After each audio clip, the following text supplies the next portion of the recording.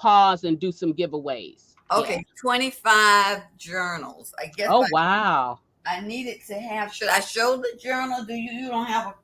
Should No, I don't. I? Okay, Well, I'm gonna welcome everyone. We're with the author, iconic author, Brenda Jackson. You all don't understand how much it feels of an honor to have her grace the doors of Midnight Ace Book Bar. This has been a long time in coming for me. I am so elated to have you here with me this evening. And guys, listen, we're going to try to behave ourselves. But Miss Brenda, just a little housekeeping tip. When we come into the book bar on Friday nights, sometimes, we have to say, you ain't got to go home, but you got to get out of here kind of thing. So I just want you to know what kind of group you're dealing with here. okay. So thank you, Miss Jackson, for coming over and hanging out with us.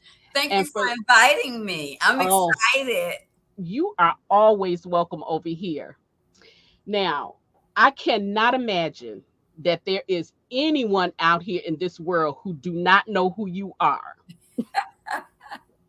Well, there are some, I'm sure. So if what so let's just keep it copacetic, and we're just going to tell us a little bit about who Brenda Jackson is. Oh wow. Oh gosh. Who? Um. Gosh.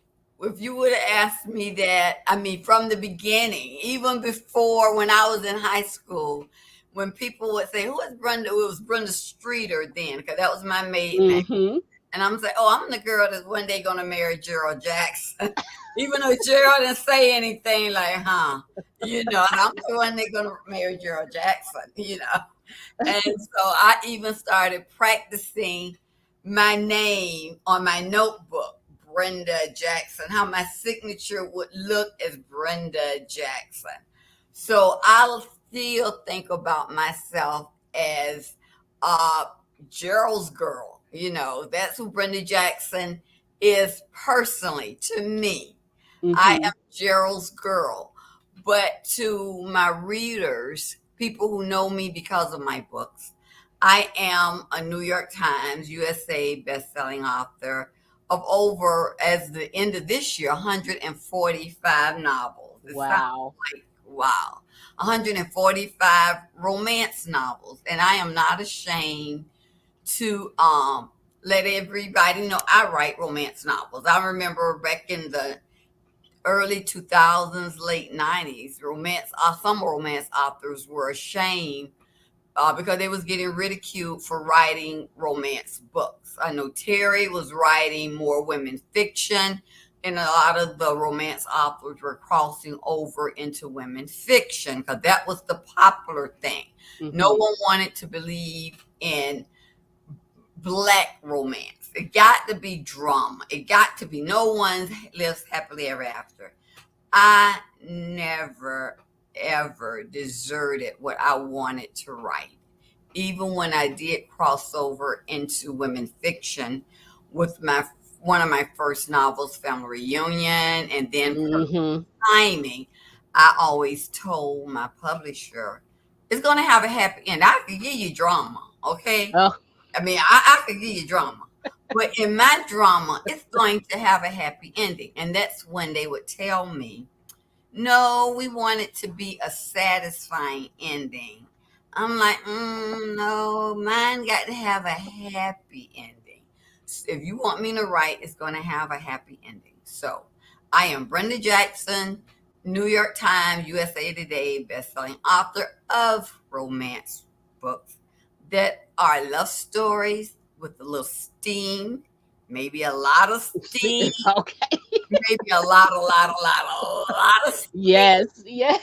But I hope everybody that reads a Brenda Jackson book and goes away with not only a lot of steam and fanning themselves, but a beautiful love story. If I can get that across, then I felt like I've done my job.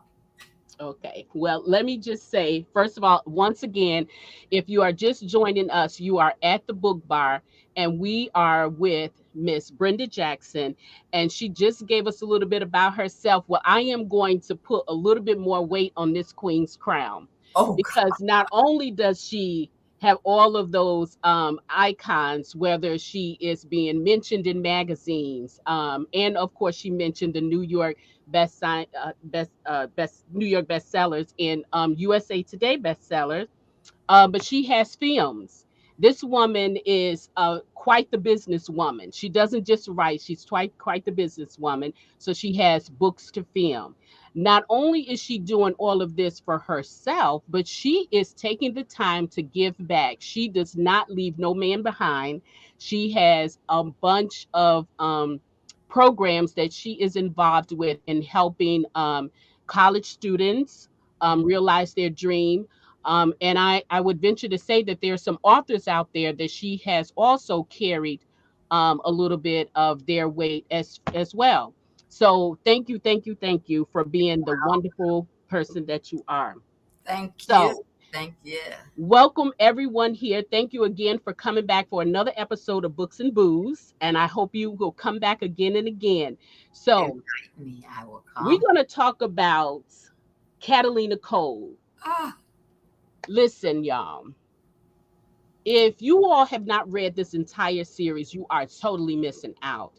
I do know that when people read different books, there's going to be different views, but I will protest anyone who does not walk away from this series feeling some kind of way with some highs and some lows, emotionals, but not only that, but feeling hopeful.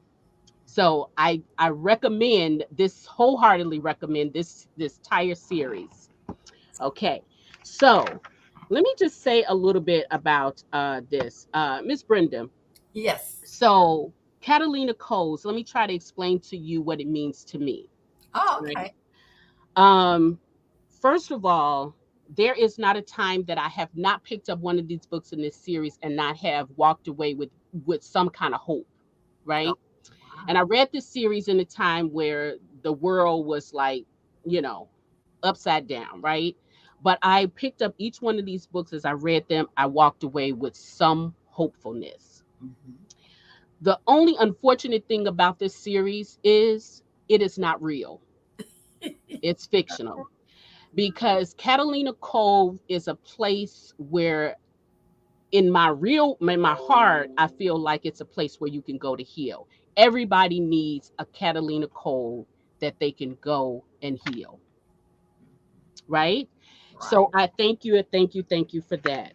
So let's just get into this now. So we got Catalina Cole, and I'm going to show you guys kind of, if you are new to the series, I want you to see this here. Okay.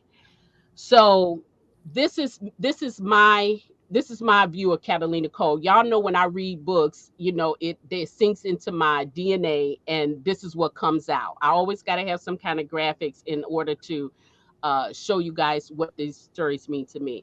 So Catalina Cole is a place where family is not determined by DNA. If you read this series, I'm sure you would agree. Yes. Now, I don't know about you, Miss Brenda, but what was your inspiration for this story? Oh gosh. I think I had the moderator of the Brenda Jackson Book Club just this week, um, or maybe it was last week, share what brought on Catalina Cole. I had a 4 book deal with Harlequin Kamani Press, which is when Kamani first came on the scene. It was divided into 3 parts. You had Mhm. Kamani Romances, which were the smaller books that I wrote for, Solid Soul, and then the Steels, and all of those came out of Kamani.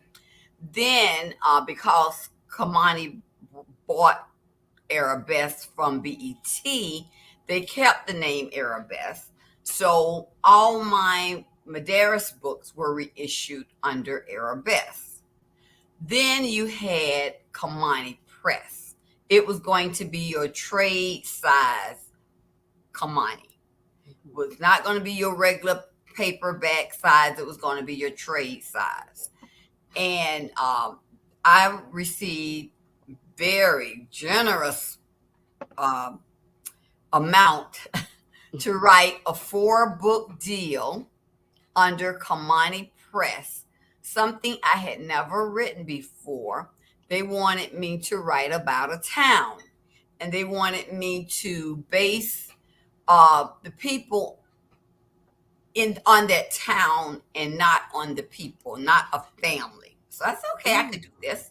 So Mhm. I started writing, and my very first book, I was going to call it the Hattersville. In fact, that's the Hattersville series. And the first book under that series was A Silken Thread. And I introduced Oh. Hattersville, and I introduced all the characters. And the other 3 books were going to be under the Hattersville series. I was going to talk about April and the guy who was going to be Mayor Griffin. They was going to have, follow them, and then different people that moved to Hattersville and all of that. Well, right after Silk and Thread came out, Debbie Allen Mhm. optioned it for a movie. So once that out, and what happens with movies, once you are dealing with one book in a series, then all the other books that you may write in that series are automatically part of that option. Mhm. Okay. So, and we didn't want that. I didn't want that because I didn't know Mhm. how they were going to do Silk and Thread. So I wasn't sure I was going to tie the other 3 to it, even though it was going to be a 3-book series. So while I was pondering that, Harlequin came to me and said, we want you to write something different, another series. And we want you to be part of Mirror, which was the echelon of Harlequin book. It's for Okay. anyone, for an author to be asked. You did not, uh, you know, just go and write Mirror. You had to be asked to be under Mirror. And I Okay. was asked to be a Mirror author, but they wanted me to write something totally different. I'm like, what about these books over here? Forget about them. Forget about them. We want you to write Mirror. And so the Mirror contract, even though they had already paid me good for the 3 books, they telling me we'll come back to those later. Those Mirror books, the 3-book Mirror contract, became the Grangers. Oh, wow. Yeah. So that's a whole different. I was taken out of the small town, Hattersville. Now I'm with the brothers. I'm solving a murder who killed their mom. And the Grangers did so well. They said, now we want you to do a spinoff on the Grangers. And I'm still saying, well, what about these 3 books? We'll come back to them. We'll come back to them. I said, okay. So then after the Grangers, under Mirror and HQN, I wrote The Protectors. Oh, yep, yep. So now I'm like, okay, now I'm on a roll. I don't forgot about small town. Next on my mind, I got The Protectors. I'm ready to write Men of Action. Okay, because I forgot about it. Like they forgot, I forgot. So then they decided an audit was done. At that point, Harlequin was bought by HarperCollins, and they did an audit. And they said, wait a minute, hold the presses. Years ago, 10 years ago, we already paid her to write these other books, the Hattersville series. So by now, I'm like, look, okay, but I can't write it as Hattersville because I'm still waiting on Debbie Allen to do what she said, what's making up her mind, what she's going to do. If Mhm. I go back and write this series, just these 3 books, I need to call it something else. So they said, okay, think of another series. I said, that's all I'm going to do now, those 3 books. That's all I'm going to do. Finish that contract. Then I'm going back to Men of Action. Because, I got everybody on a roll. You got the Grangers, you got the Protectors, Men of Action. So I had to put Men of Action on hold while I go back to this small town. And that's one thing about an author. You have to be flexible in your thinking. Mhm. And I'm what you call a uh, plant pantster. Okay. Yep. I'm not a plotter. I have no idea what's happening in my book when I plot it out. I don't plot it out. I plot it out as I write. That's a pantster. You write at the seat of your pants. So I'm like, they said, what the series going to be about? I think about it. I'll let you know. So I went to New Orleans, a group of us, me, Beverly Jenkins, Iris Bowling. We went to New Orleans one year. And so I said, wow, I think I'm going to write about a small town in New Orleans. So it was going to take place in New Orleans. I'm like, Mhm. no, I think I want to make up my own town. So while Mhm. we were there, even though we did some sightseeing and stuff, I was taking all this in, the sights of New Orleans and all of that. And that's where the idea that, oh, I'm gonna make up my own town. Then I can do whatever I want. Because people can't say, oh, that's not really in New Orleans. But if you make up your own stuff, Right. put anything you want in there. So I came back and I decided, oh yeah, I think now I'm going to do Catalina Cove. And that's Mhm. one of the reasons because I love New Orleans. And those three books, the remaining of those three books became the Catalina Cove series. Now, when I finished writing the third book, which was Finding Home Again, I finished the contract. So everybody wanted to know about Donna and Isaac. I said, okay, I can write that because I don't owe Harlequin any more Catalina Cove book. I'm finna jump into the Men of Action now. Mhm. And the next thing I know, I'm getting a call from Harlequin and saying, we don't want the Men of Action. I'm like, what? Said the Catalina Cole series outsold the not outsold the Grangers because the Grangers did very well. Mhm. Protectors 2-1. We were Wow. yes. He said you have extended to a whole new audience. So we want you to continue in that vein. And I'm like, I can't do it, basically. Because number one, I owe my readers the Men of Action. Mhm. Then the next book I was going to write, it was going to be a Medeiros book. So it's no way I could write a Catalina Cove book. It's no way I could do that. I know what I owe my readers. That's what I'm going to give my readers. They want Men of Action. So Harlequin said, well, we don't want Men of Action. I said, well, then you need to sign back them over to me. And I'll write them under my own company. They say, fine. So that's why you have Brenda Jackson writing Men of Action under her own publishing company. But still, that did not satisfy them on what to do with Catalina Cole because I stood firm. I'm not writing a Catalina Cole book. What's in my mind is a Medeiros book. I haven't written a Medeiros book in 3 years since Best Laid Plans. That's what's on my mind. And it was a standoff. I'm not going to write another Wow. Catalina Cove book. I'm not feeling it. So one of the editors who I've worked with for years at Harlequin say, Brenda, we go by what's happening in sales. And your Medeiros books are always good. But we're on a roll here with this Catalina Cole.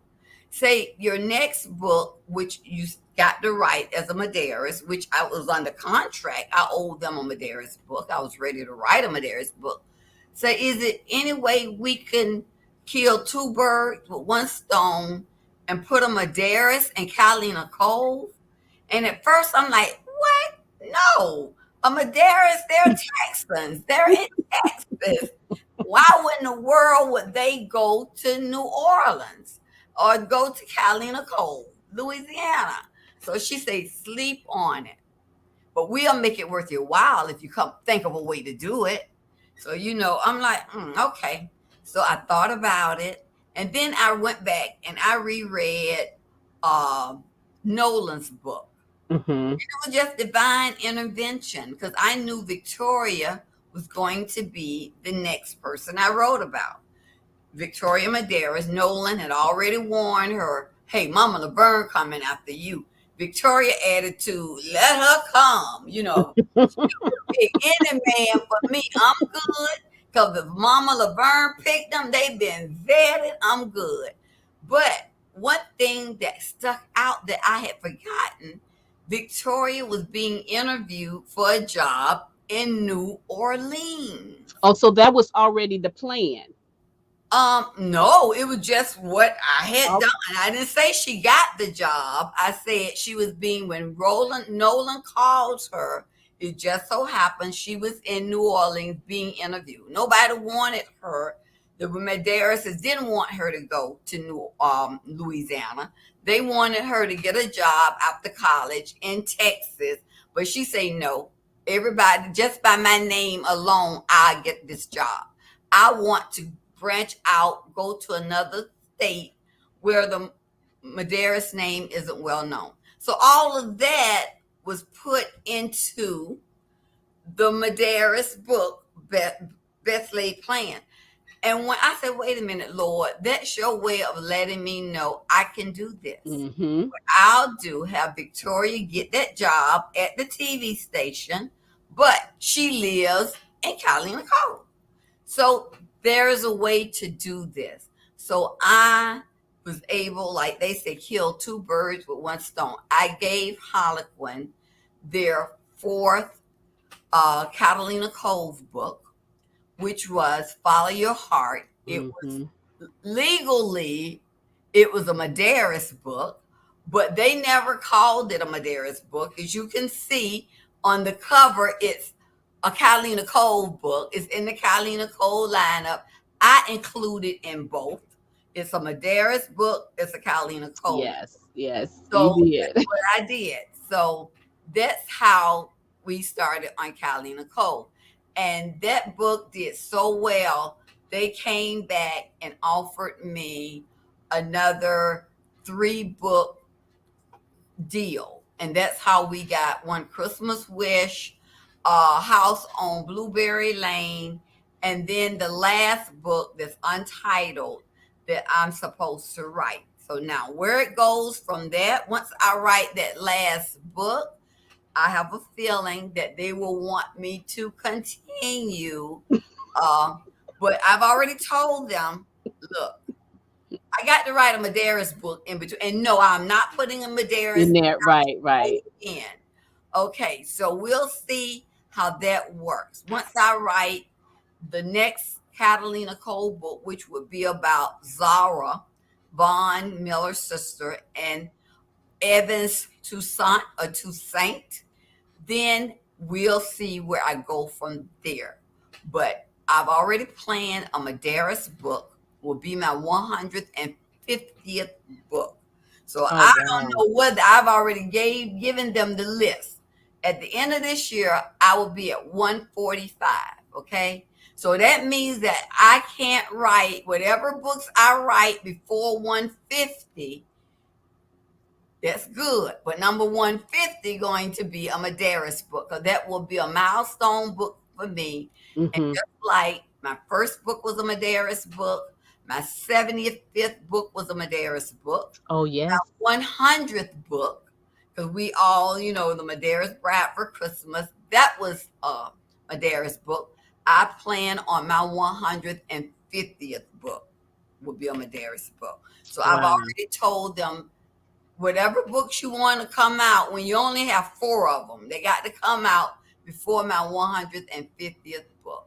So we'll see how that works. So that's a That long that story, that's but I wanted to give you information. yeah, no, that is amazing backdrop of how the series started and where it's going and Yeah. how you were able to, and I will say too that Medeiros book, like that was genius because we all love the Medeiros anyways, and we were already falling in love with Catalina Cole. But my favorite part about that was, Lord, I got to there was a bunch of twists in that book though too. Yeah. But I got a chance to love up on me some Uncle Jake because he always comes to the rescue. I love Uncle Jake. Yes. So yeah, that was genius and such an amazing story. For me as a reader, I don't just read. I like to know the behind the scenes journey that you guys have when you writing these books and everything, the things that you have to go to, because I think it makes me a better reader.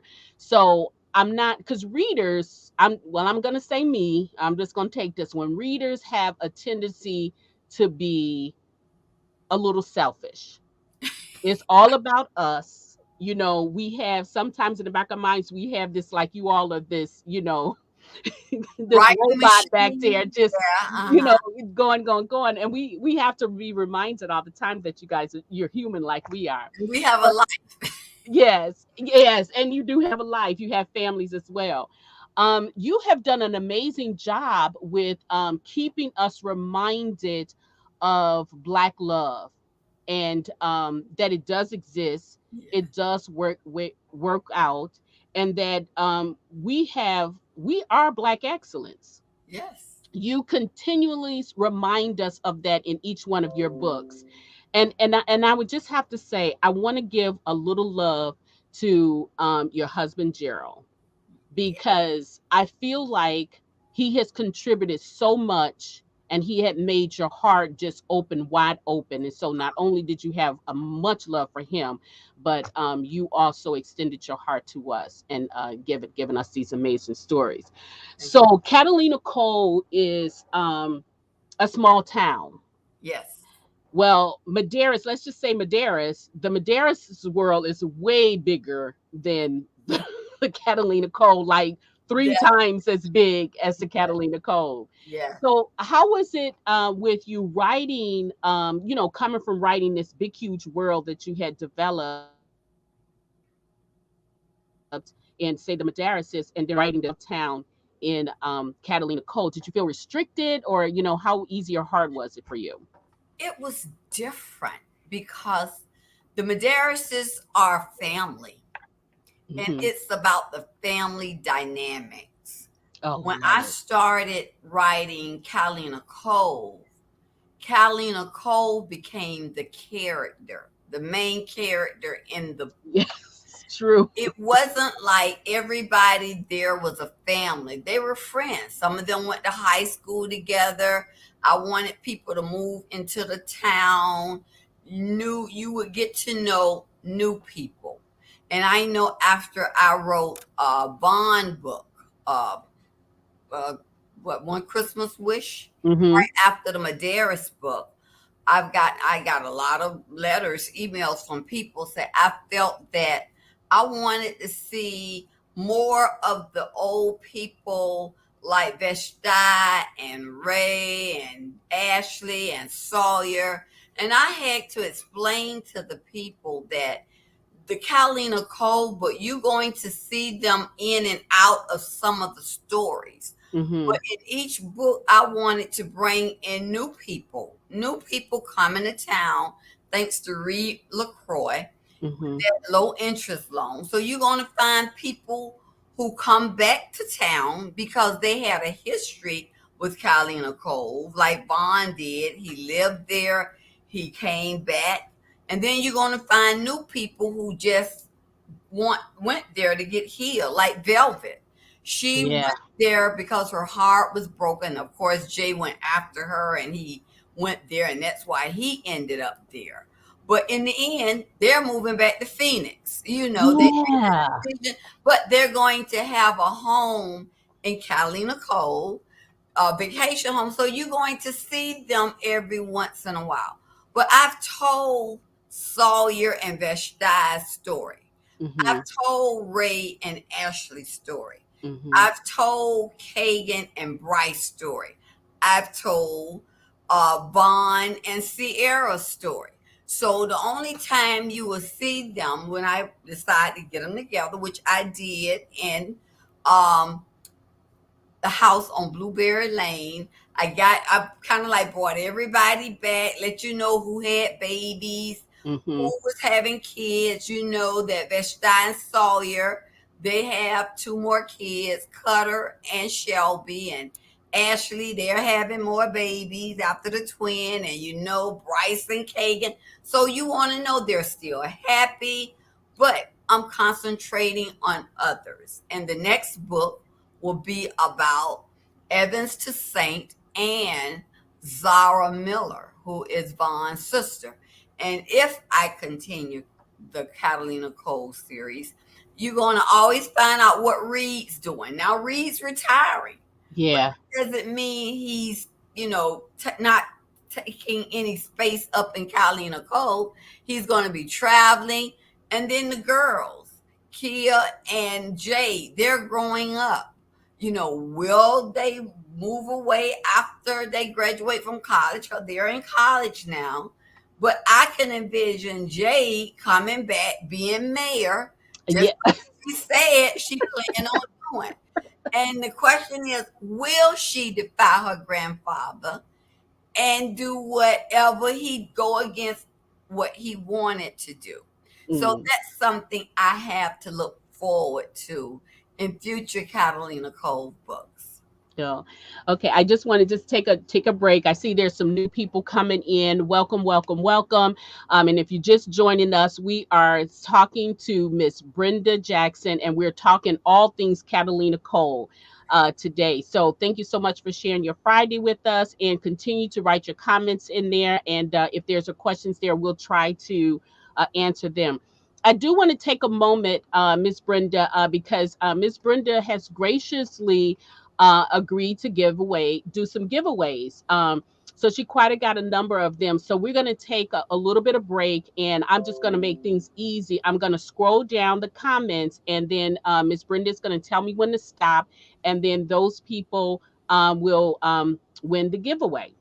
And Miss Brenda, you want to tell them what they are going to be receiving? They are going to be receiving, I don't have a copy of it here, but they are going to be receiving a Catalina House on Blueberry Lane journal. If they Okay. see, it looks just like the cover of the book, but it's a journal to take notes in. And I said I don't have a copy here because I've been taking notes in one all day. So it's around here somewhere. But that's what I plan on giving away. Let me see if this is it. Nope, that's not it. That's what I plan on giving away. And I have 25 of them to give. Okay, so guys, listen, you a lot of you all are gonna walk away with one.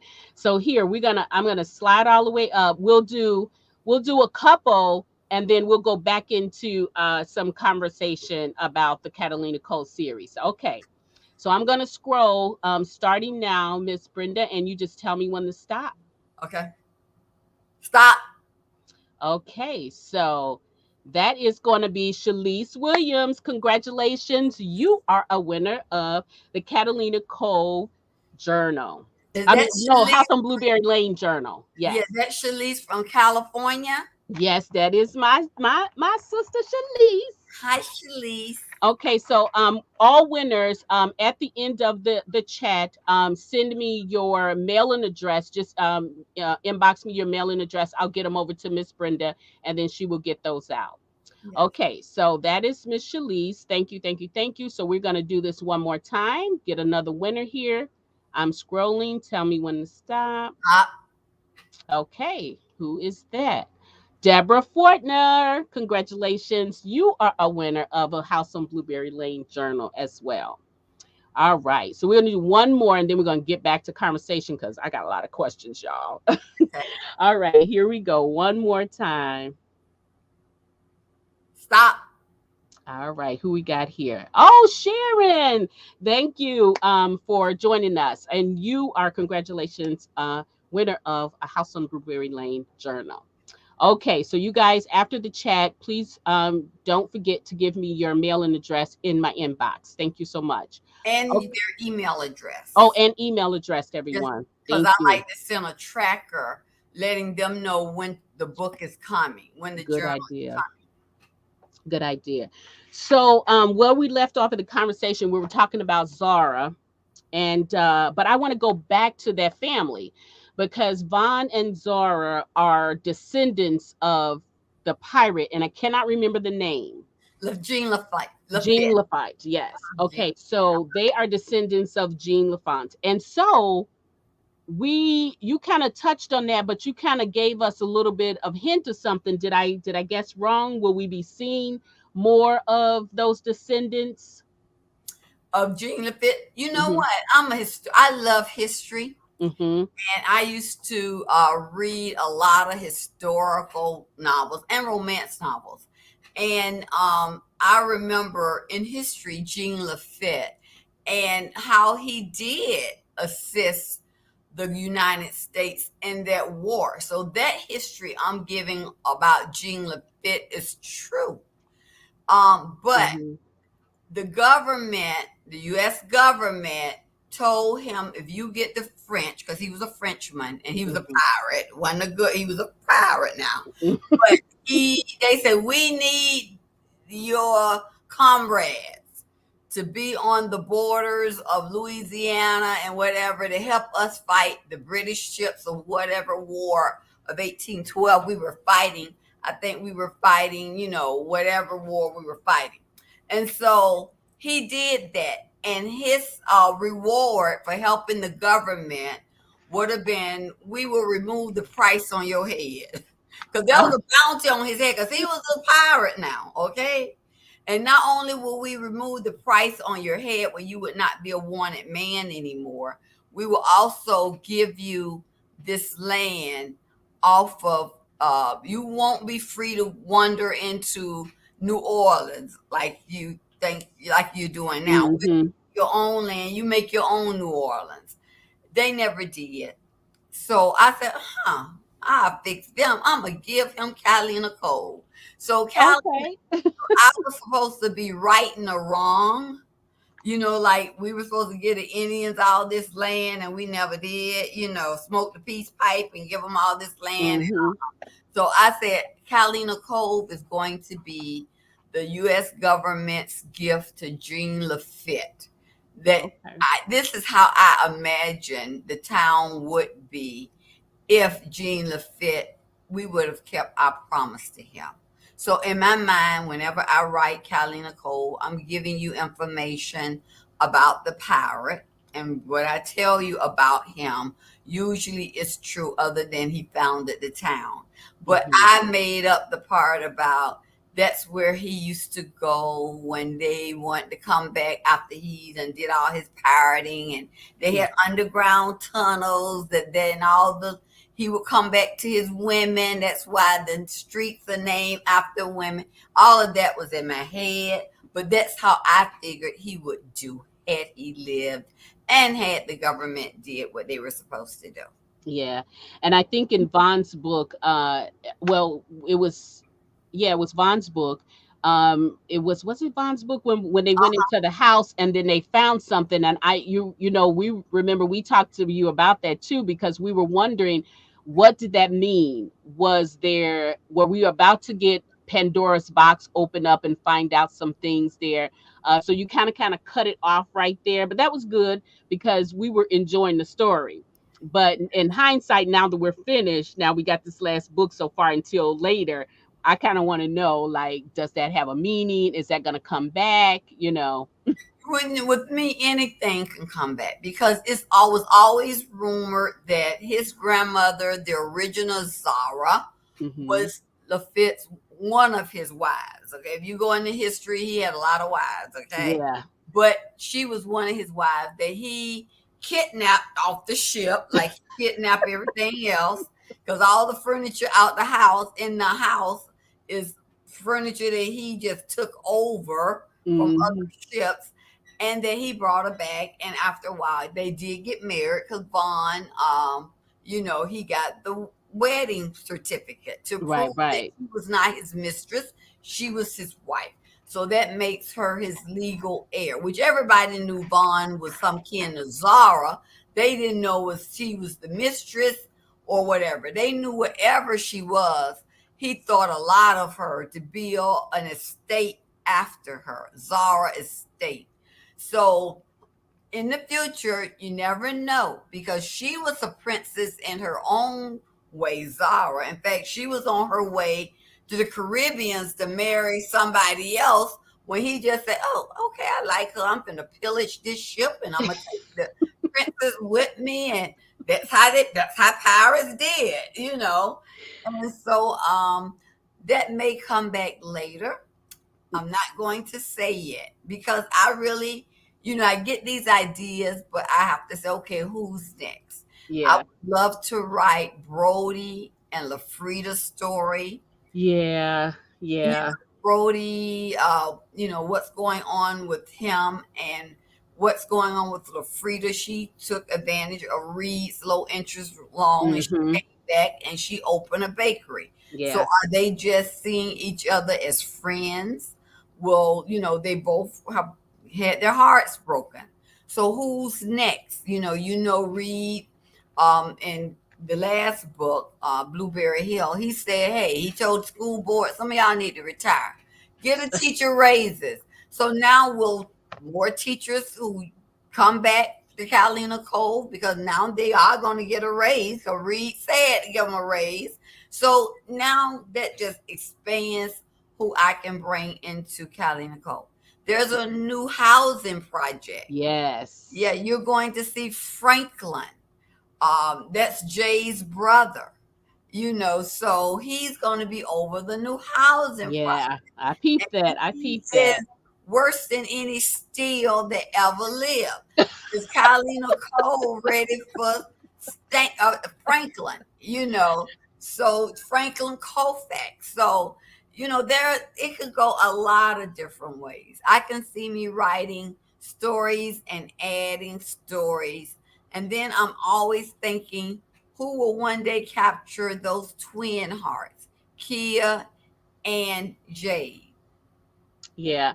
I'm gonna say you sound like you've had as much fun writing it as we had reading it. Yeah.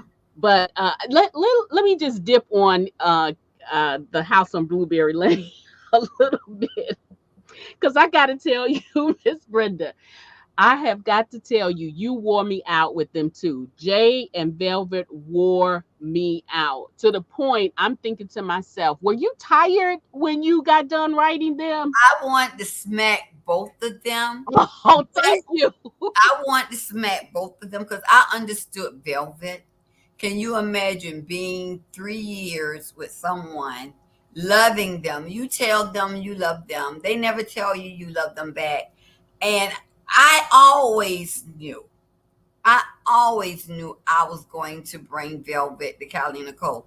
That's why in the very first book, I put a Spencer's.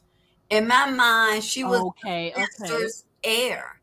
I mean, it wasn't a coincidence because where did Jade want to go eat after the majorette tryouts and she Mm-hmm. won? She went to Spencer's.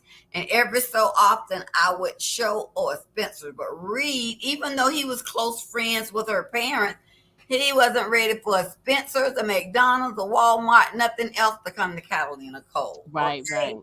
So basically, that's how that. And then when I was writing the steel books, everybody knew Mercury, all the steels in Phoenix were, might as well say, man whores, okay?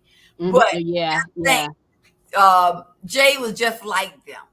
Only thing, he had an exclusive girlfriend, but it was all about sex with him. Mm-hmm. But could tell the Steels, his parent, his family, his brother, his dad could tell she means more to him. But he Mm-hmm. refused to accept it, and she left. But So so I had a little debate with my co-hosts the other night about this. Um so one was saying, I think maybe both of them were saying they were ragging on Jay. And not that I was giving him a pass by no stretch of the means. But and I did understand the both of them too. But it was like, okay, Jay came here, but every time he tried to tell her, you know, really just kind of tell her, she was just like, I don't want to hear it. I don't want to hear it. I just, I just want she just wanted the intimacy. And Right. I remember driving, listening to the book, and every time he says we need to talk, I leaned in and got ready for this because I wanted it to happen, right? And Uh-huh. then she says, I don't want to hear what you have to say. I'll be like, like, and I said by the end of that book, Miss Brenda, I was like, oh my God, this couple, they wore me out. But I the one of my favorite parts about the book, and there were a few that was, but one of my favorite part was at the end. I was kind of saddened that she didn't get a chance to kind of tell. And I'm sorry, you guys, if you have not read the book, but this is just one of my parts that I kind of cracked up on. So she's got brought before the school board, right? And I thought to myself, how dare they? They all need to be brought up on charges, And then when oh wait, let me stop. Let me put a pause there. I gotta ask you this. What in the world are you gonna do with those Crawfords? It's three of them. Okay, it's the It's brother. three? Yes, if you The read, mother.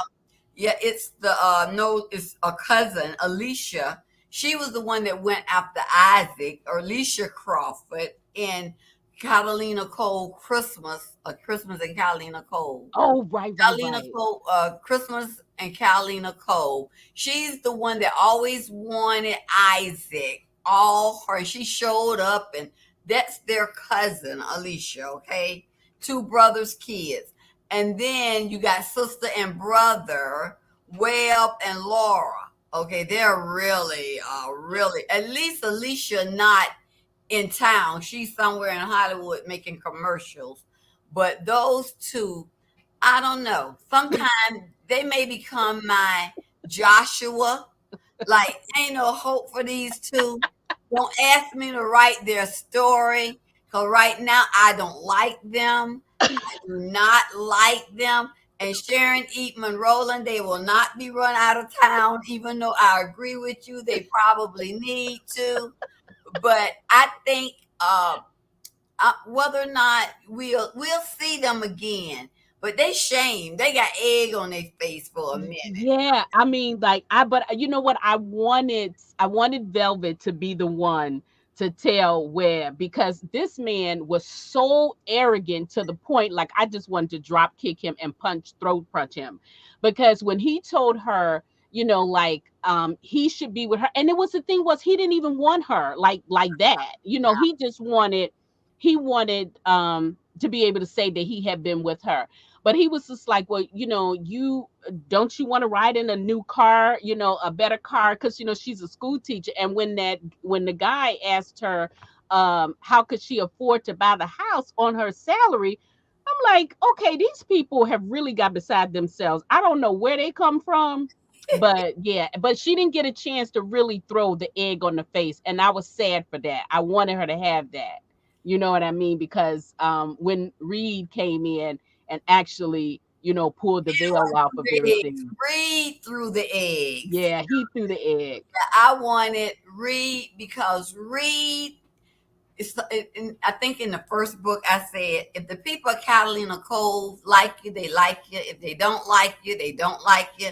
But if Reed LaCroix like you, they love you. Right. Because they respect him so much. I mean, when he walked in, and that's why I said, no doubt in my mind, he's going to clear that board. Poor Yeah. lady, she's the only one that may get her job saved, the one female on the board. But all those other men, they're out of there. Yeah, yeah. You Truly they know, need that. yeah. And then I was kind of like, oh my goodness, now, because I do love how you had the guy come in, come to her house and apologize to her, because I really feel like he really wasn't being malicious. At first I thought, but then when he came in to apologize, I realized that he wasn't being malicious. He was just trying to save another brother from being his heart torn up. You know Yeah, what I mean? yeah. Um, No, but I can see him. If anybody that could be redeemed, I can see him. Maybe he won't be the hero of the book, Mm-hmm. I could see him being a secondary character because he's really a good looking guy. He's a nice guy, but he got his son dreams twisted with his own. Yeah. So I can see him meeting someone, and he will meet someone in future books. Yeah. And and then let's go back to like the whole start of the series too, with the some of the nuggets that you dropped off in there. These parents, like I don't think people understand, and this is real life talk, right? So I don't understand. People, we have to be very mindful in the decisions sometimes that we make, the things that we say, because they not only affect us or the person next to us, it can be a domino effect. Right. And I think these parents in some of these stories, like Bastai's parents, we still with them. I know you tried to explain it to us, and there was probably a reason to their madness, but it just did not make sense to any of us, Yeah. right? Yeah. And then they still did not apologize. They did, and then they made matters worse as time went on, to the point where they had to say, we are divorcing you, you no longer are welcome in our family, right? Yeah. Sawyer And got tired of them. yeah, and I was fully celebrating his decision, with no hesitation at all. And then even Reed, at first, when I read about Reed, early on in the story, I couldn't figure out with him, because even him, he had some teachings or some morals that he pushed off on his son, that made him do some things Right. that uh caused him some trauma. But then Reed did get redeemed, as far as I'm concerned. So I Yeah. do love me some Reed LaCroix. And then you had, who else is his parents? You had Ashley parents. yeah, Ashley. all of the parents, because KG's parents were his father. Mhm. And then in this book, in the last book, you had uh Jay's mother. Oh yeah. He had So a the father. parents, Yeah. yeah, the parents were played a huge part in the lives of these residents in Catalina Cove. Right. Yeah. Right. So and you had the Witherspoons, was probably like the most favorable parents. The Witherspoons are the most favorable parent, and I love them. I love Chester and Miss Debbie. Oh yeah, I forgot about Miss They're not Chapman. your typical, and that's what my editor and I went back and forth when we did when I wrote Finding Home Again. She Hmm. said, "No way he broke their daughter's heart that way, and they're still going to let him just come into their cafe and embrace him." I say, yes, they will, because that's how I envision the Witherspoon. Exactly.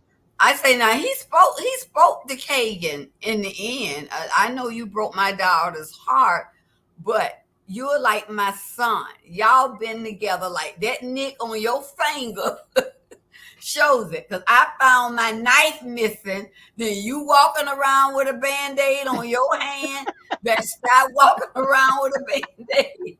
And Bryce walking around a band-aid. So I knew whatever going on between you and Bryce, and I wasn't no, me and Debbie wasn't no take sides. And my editor felt that's her parents. She's the girl. They Hmm. will take sides. I say, no, they won't. They won't. For me, they won't. That doesn't Hmm. mean they weren't mad at him for breaking their daughter's heart, but they don't know what she did either. They didn't know the story, so it's like, I ain't getting involved with this. You're welcome here. We love you as a son. How can we not? When we know our daughter used to sneak you in our house as a Yeah. child, in the tunnel, to keep you safe. And they just had a history.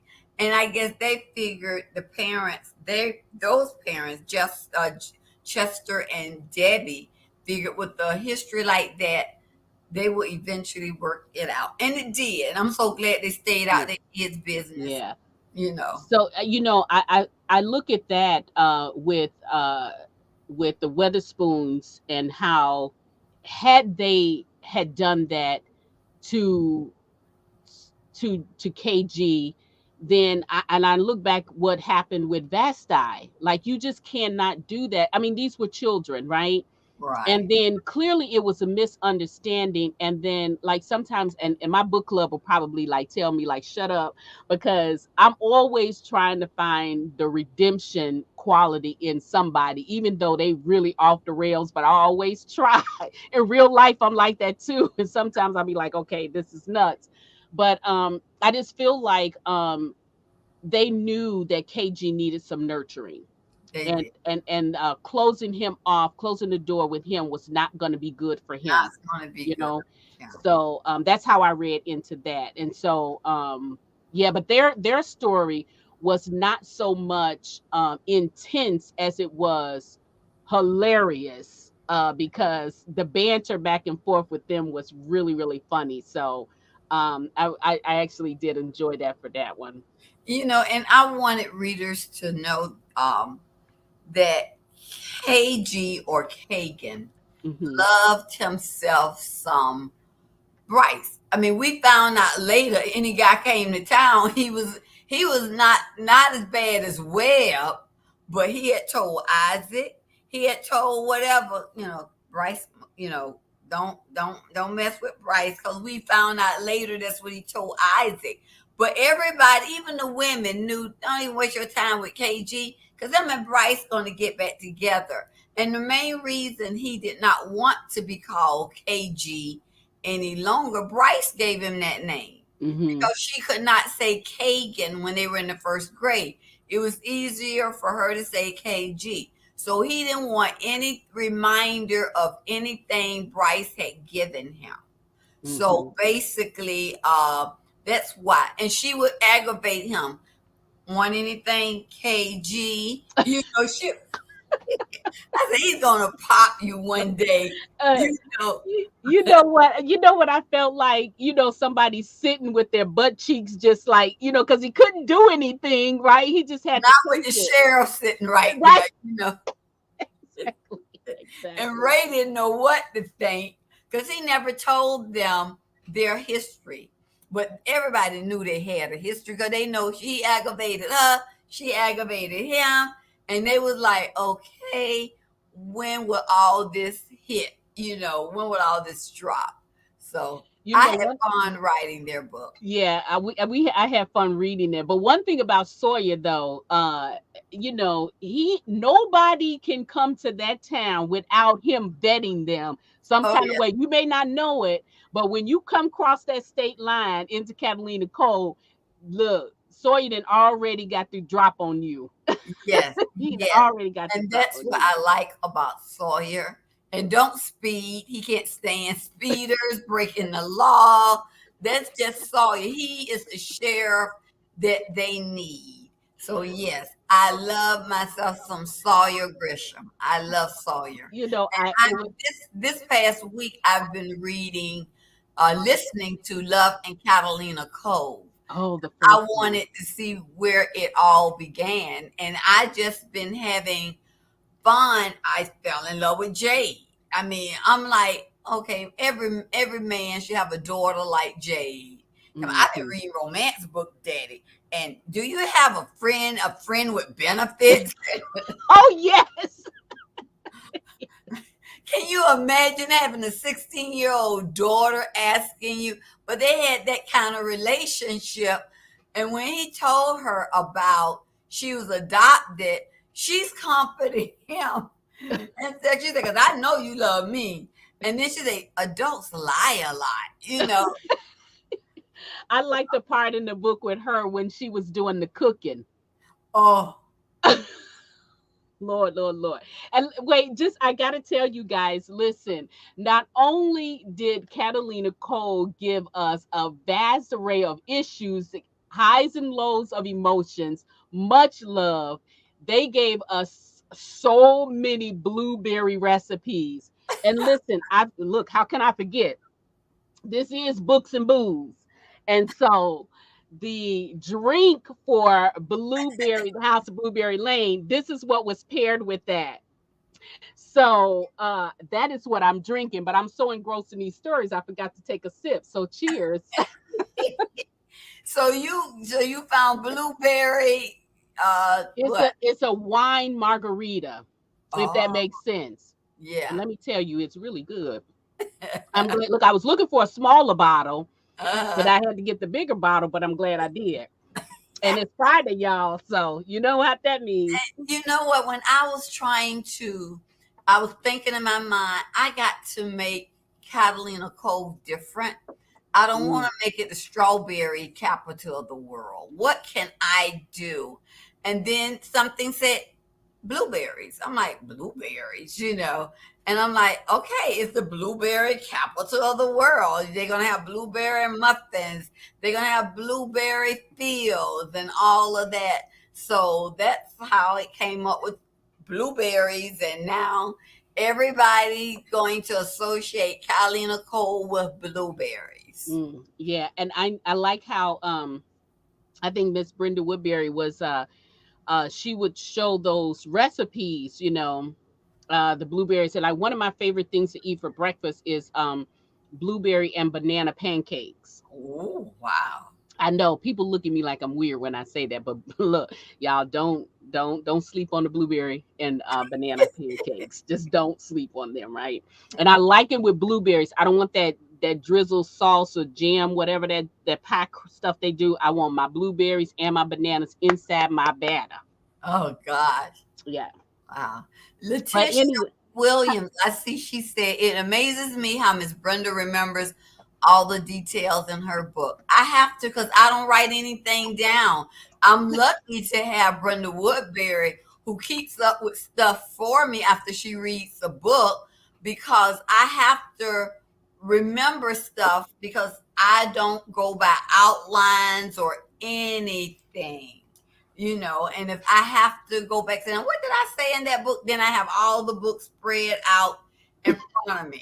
Like right now, I'm writing charm book, and I never really thought about charm. I thought about Garth and Cash and Sloan and Maverick and Bart, and now I'm writing uh, charm book. I'm like, what, other than the part about her mother and her daddy never getting married, and now her dad is really pursuing her mama, like, whoa, I got to marry her, like, whatever, like yesterday.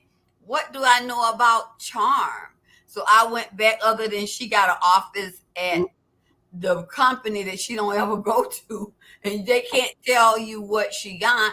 But I got all the books because she was never introduced before Garth books. So I got all those books in front of me in order to write Charm's book. So that's what I do. That's how I remember wow. details. Charm is such a name from the past. Wow. That Yeah. is really good. Yes. One of the questions I wanted to ask you was so if you don't write anything down, I really want to know, how do your characters come to you? Like, how do they come to you? Like, do they just pop in your head, or like what? They just pop in my head. I think it's easy for me because I write books dealing with characters like Catalina Cole.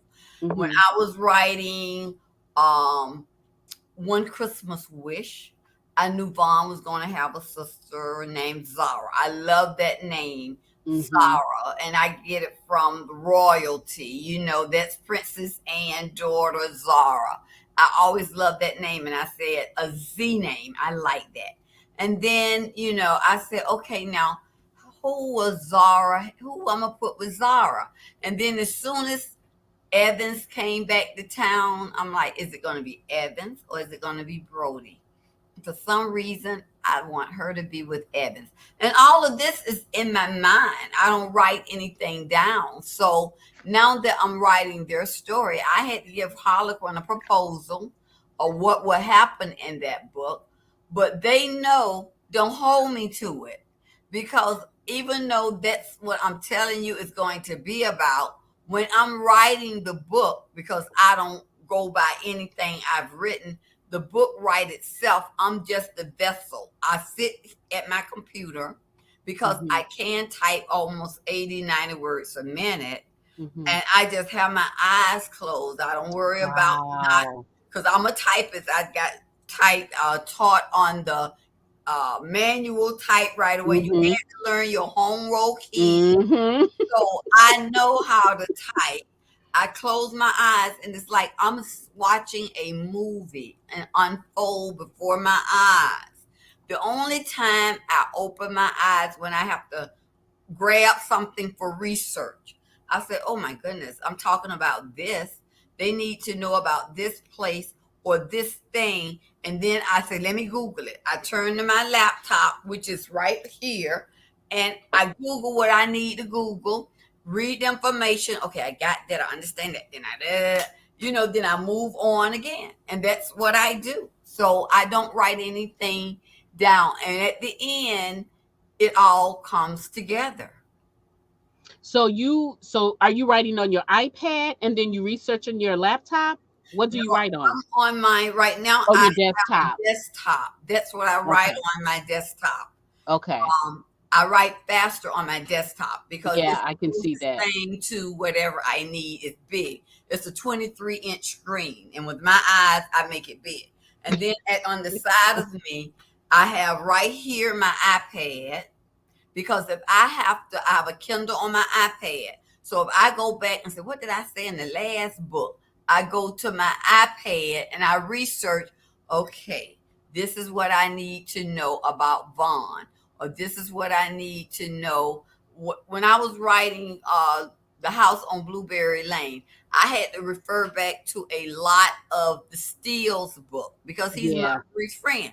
What did I Yeah. say about him? Because readers will call you out. Yes. And they will say, wait a minute, you didn't say that when he was at the Steels. He had this color eyes, he was going this way. So I have to have my research right here. And what better research is any other book I place them in. And then right next to my iPad, I have my laptop. And that laptop is strictly for research. I Yeah. don't do research before I write a book. I do Oh, research as I go in a book. wow. Now that is truly a gift. That is truly a gift. And I too, I have to say, full disclosure, I had to go back to a few of the Steel books too to reacquaint myself with who Jay was, like, that whole situation, because as I told you, I was getting wore out. I had to find a reason as to why I'm gonna keep on torturing myself with these characters. So I had to go back, and read a little bit of their previous story. Yeah. So okay, so I'm sure now that this series is all out now, and I'm sure you have had a lot of conversations from your readers about how they feel about it. Two questions there. So like one, in writing these stories, I kind of asked you this earlier, but I think we kind of went on to something else.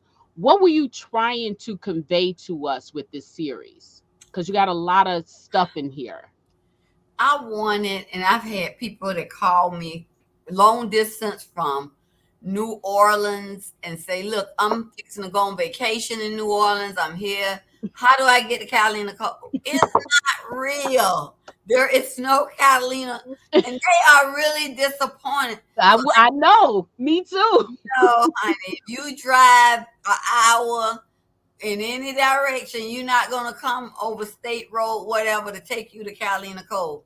Not going to Not happen. even with not if we take a water taxi. Not, no, no, no, can't even take a water taxi, okay?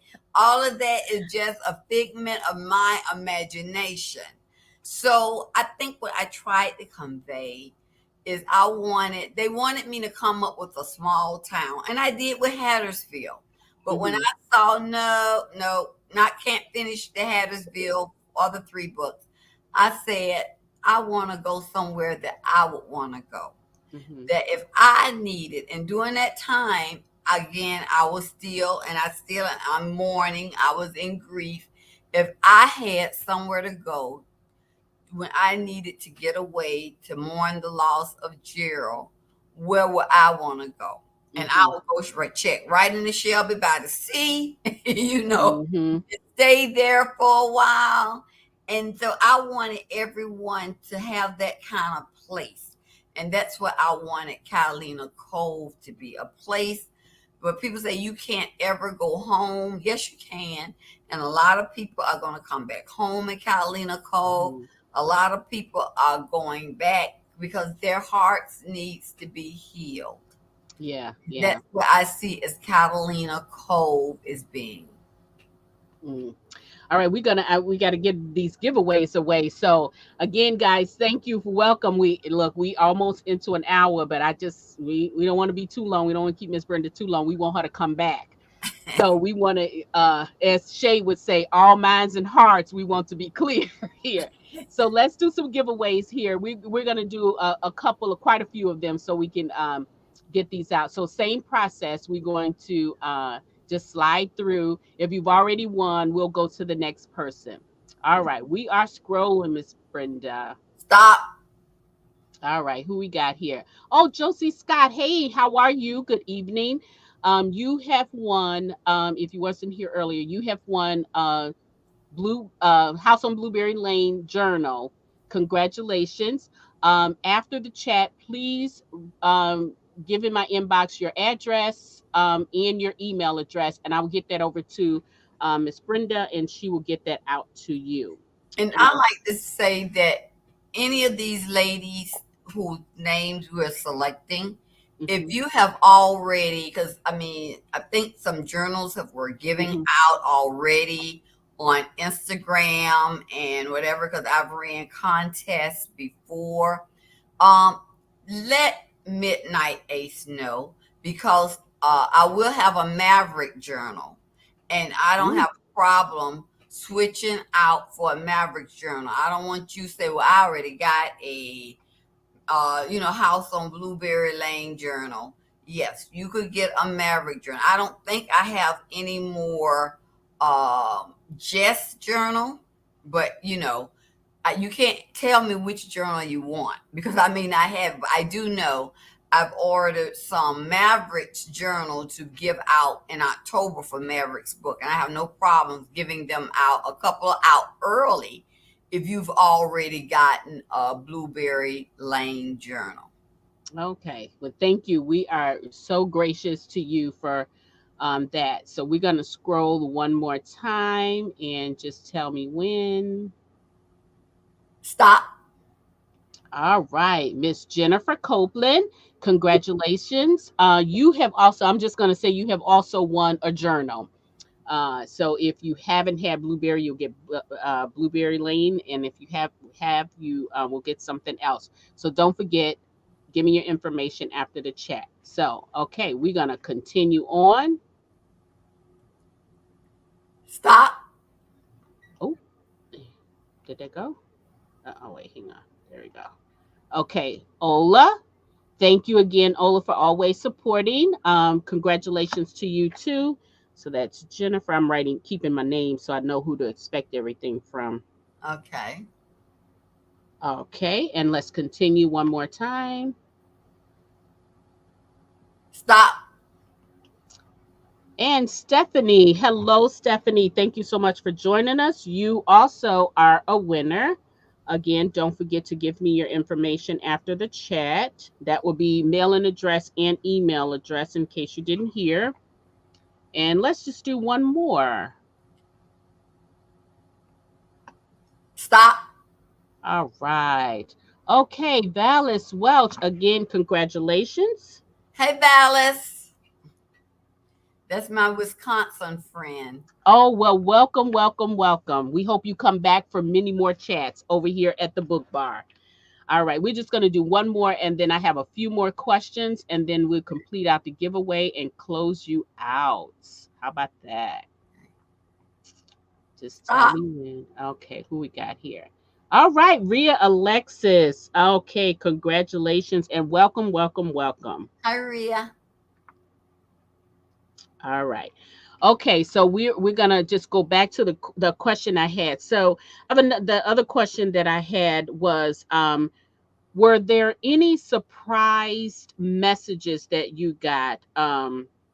Uh, so what was a surprise message? What surprised you most about the messages that you got from readers about this series?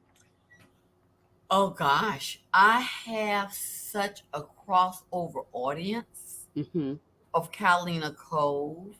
Um, of course, I have, because I try to explain that it'll be interesting if Catalina Cove ever goes to television, because Oh, I try to uh, let readers know, because it's New Orleans, and if you know anything about New Orleans, and I did a lot of research, because like I said, Miss Beverly Jenkins and Iris Boland, we went to New Orleans together with some other ladies. And one thing that with the history of New Orleans, you have the Cajuns, the Creole, it's multicultural. They yes. don't think of themselves as black, white. They're from all over. So they Mhm. will look any kind of way. They mixed up with everybody.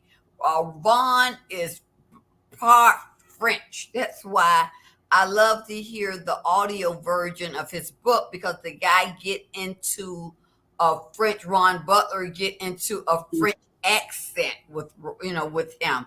So I love all of that. So when I write those books, I want everybody to feel like they are a part of it. So I Mhm. have such a vast number. I am surprised by the number of non black women that read the story. Mexicans, white women. I get almost more emails from some of them than I do from others. And I know, because they're saying, I'm really enjoying this series, Mhm. because they feel like they can go there and belong, and it won't be no separation, no division, Yes. whatever, because everybody is whatever. So I think that's what I enjoy about Catalina Cove. Mhm. It's so full of diversity. Mhm. Everybody said, well, what is Reed? Reed is part French. Now, whether he's white French, black French, you have a lot of French. That's Right. why I say, if it ever comes to television, people are going to say, oh, okay. But remember that possible, because it's so diverse. So, yes. Yeah, I think that's one of the things too I love about it too.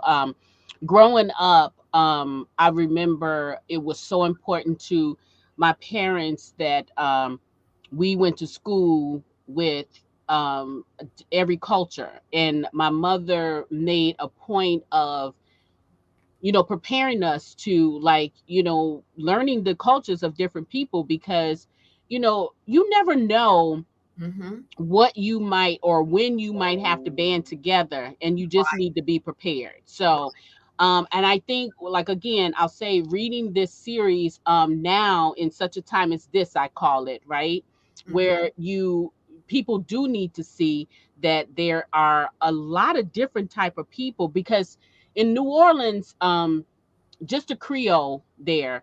Mm-hmm. When I grew up, every year I visited New Orleans. My grandparents lived in Texas, and so we would always go for summer vacation. We would go to Texas. We stay a little bit with my grandparents in Texas, and then we would go to Mardi Gras. I Mm. have been going to the Mardi Gras ever since I was probably 7 or 8 years old. Wow. And so I'm always in New Orleans. And so I think what it is that people need to be reminded that we all bleed red, right? Right. Right. So, but then they always say people in New Orleans, they were the Creoles. Now, Creoles to me are fascinating because they really don't, they're some of everything. They're Yeah. kind of like a hodgepodge of stuff. That's why Right. they They have, are. Beyonce mom's a Creole. yeah, So when you go, where is Tina from? Tina is from, could be a place like Catalina Cove. She's a yeah, yeah. part of that Louisiana Creole. The same thing like Vashti and the rest of them. Of course, we know Kagan is Indian. No Hmm. doubt about, he's Creole, not Creole, but he is Bayou Indian. Yeah. But everybody else is just a mixture of French, European, African, Italian. That's what everybody went to. you know? And I do love how you captured the bayou. If anybody knows anything about New Orleans, for me, and people may think differently, but the bayou is the catalyst of New Orleans. Hmm. You know what I mean? So I love how you captured the bayou and how Kagan is keeping it alive and everything. I'm gonna tell you, this series, like I said, it has been, oh my God, such a wonderful series, to the point where it was just become real for me. Your visuals are just amazing Oh, in this book, to the point where when Kagan brought everybody together and go out there for that night fishing, I could smell the swamp. oh, And when they were pulling up those nets, I knew I was going to eat good. Like, you know what I'm saying? And that's why I said the most unfortunate thing about this series is that it's fiction. yeah. You know, that is the only thing I can just say bad about this, that is fiction. We do need us a Catalina Cole. I don't know. I'm just gonna say I'm gonna have to band together. We're gonna have to get some people that we're gonna have to find us a Catalina Cole. We got to build it ourselves.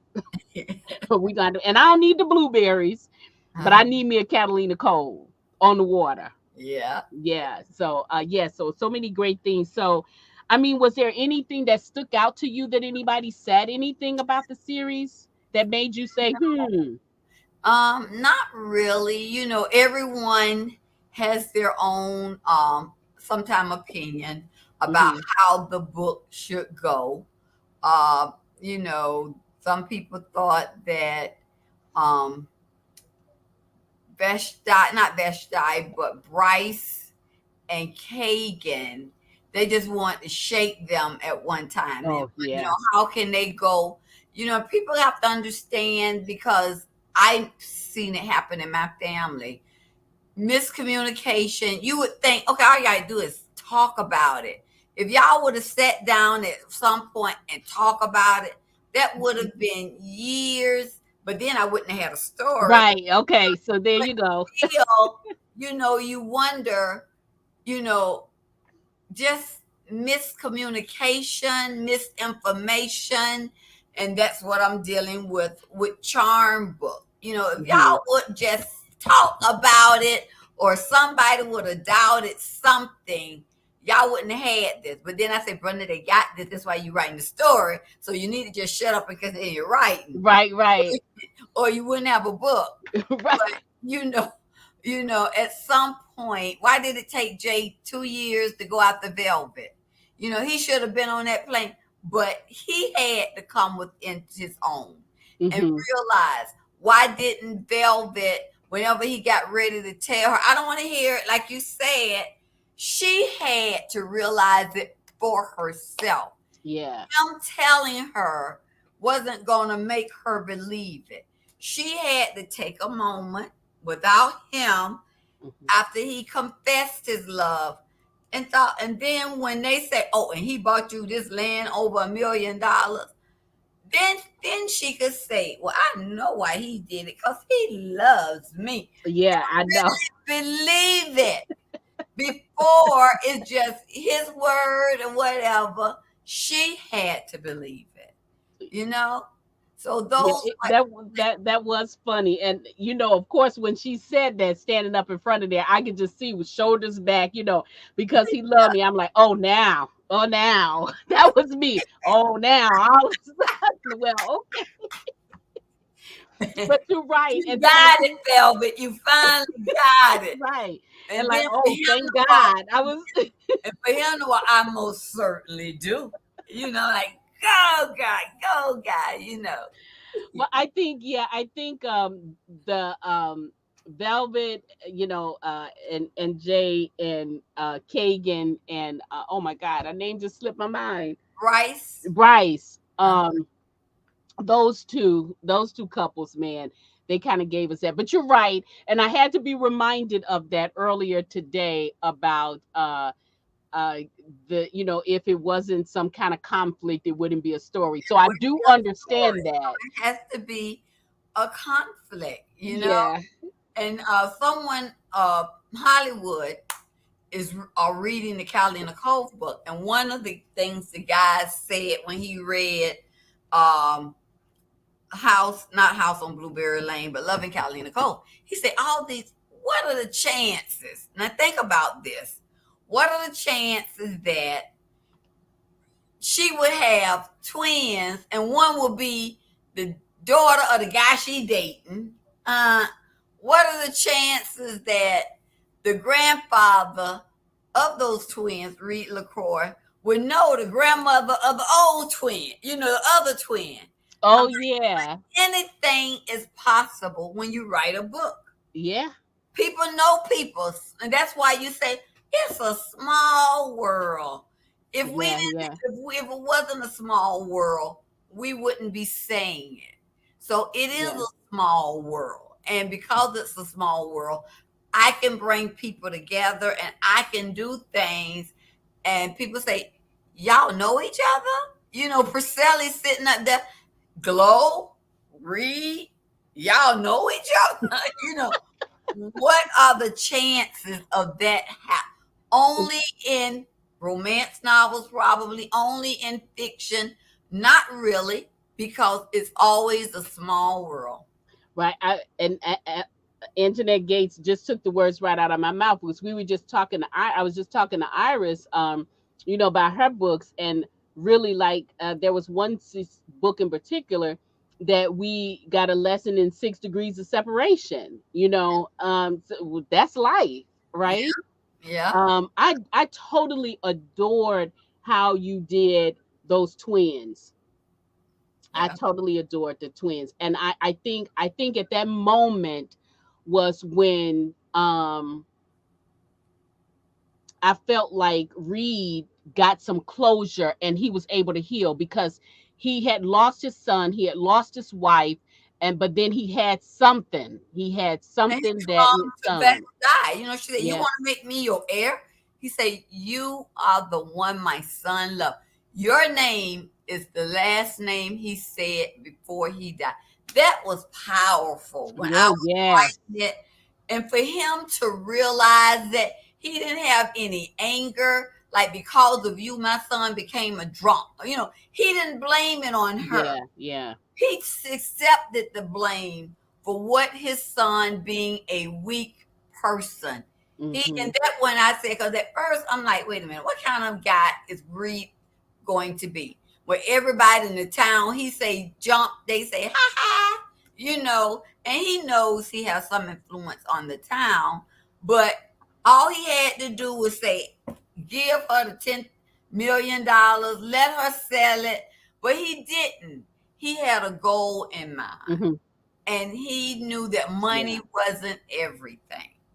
And he wanted her yeah, to come yeah. back and open the inn or the bed and breakfast Shelby by the Sea. And he knew that that was her calling. Yeah. Yeah, he had her aunt, was it? It was her aunt, right, that had the Shelby by the Sea, Right. and I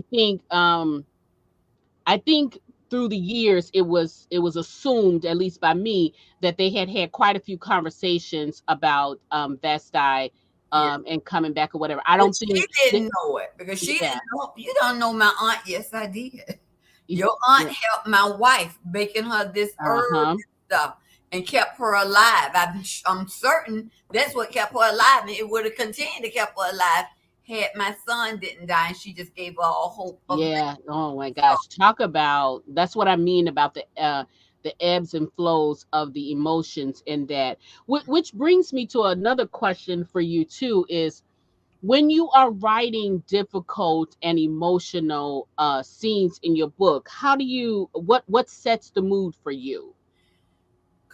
gosh, I see it happening, and sometimes, like after I wrote for that book, the scene that really touched me was Reed's scene. I always have some tissue right here because how he was sitting in his house alone, listening Hmm. to the music that his wife was playing, and how he said it was being played the night she died. And then for him to have that conversation with Vashti, I'm like, this is a very lonely man. Can you imagine in his big house? He needs Uh, somebody. Can you imagine him? And then when he found out, he said, I've had a granddaughter and Kylie Cole for 4 years, talking about Jade, and didn't even know she was there. And of mhm. course, Jade think he just an old man that don't like change. So now she got to get to like him. So we know she did. Cause now he got a McDonald's. It's a Spencer there, and he done bought them sports cars. But Sawyer and them gonna keep him grounded. But Reed is just, hey, he went from having no one, Yeah, having yeah. a dynasty now. But he deserve it. I think so too. I think so too. And like I said, at first I wasn't sure whether or not he was the one that put so much pressure on his son that his son ended up turning out that way. But when I tell you though, the way you turned that around, my Lord, yes, I was so grateful for and he is a great grandfather. Oh, He yeah. is a wonderful grandfather. And like, so in this book, they went on the honeymoon and they took the girls with them. Like, okay, come on. Like, he is just a sucker for those women, right? Yeah. He is a sucker for those women.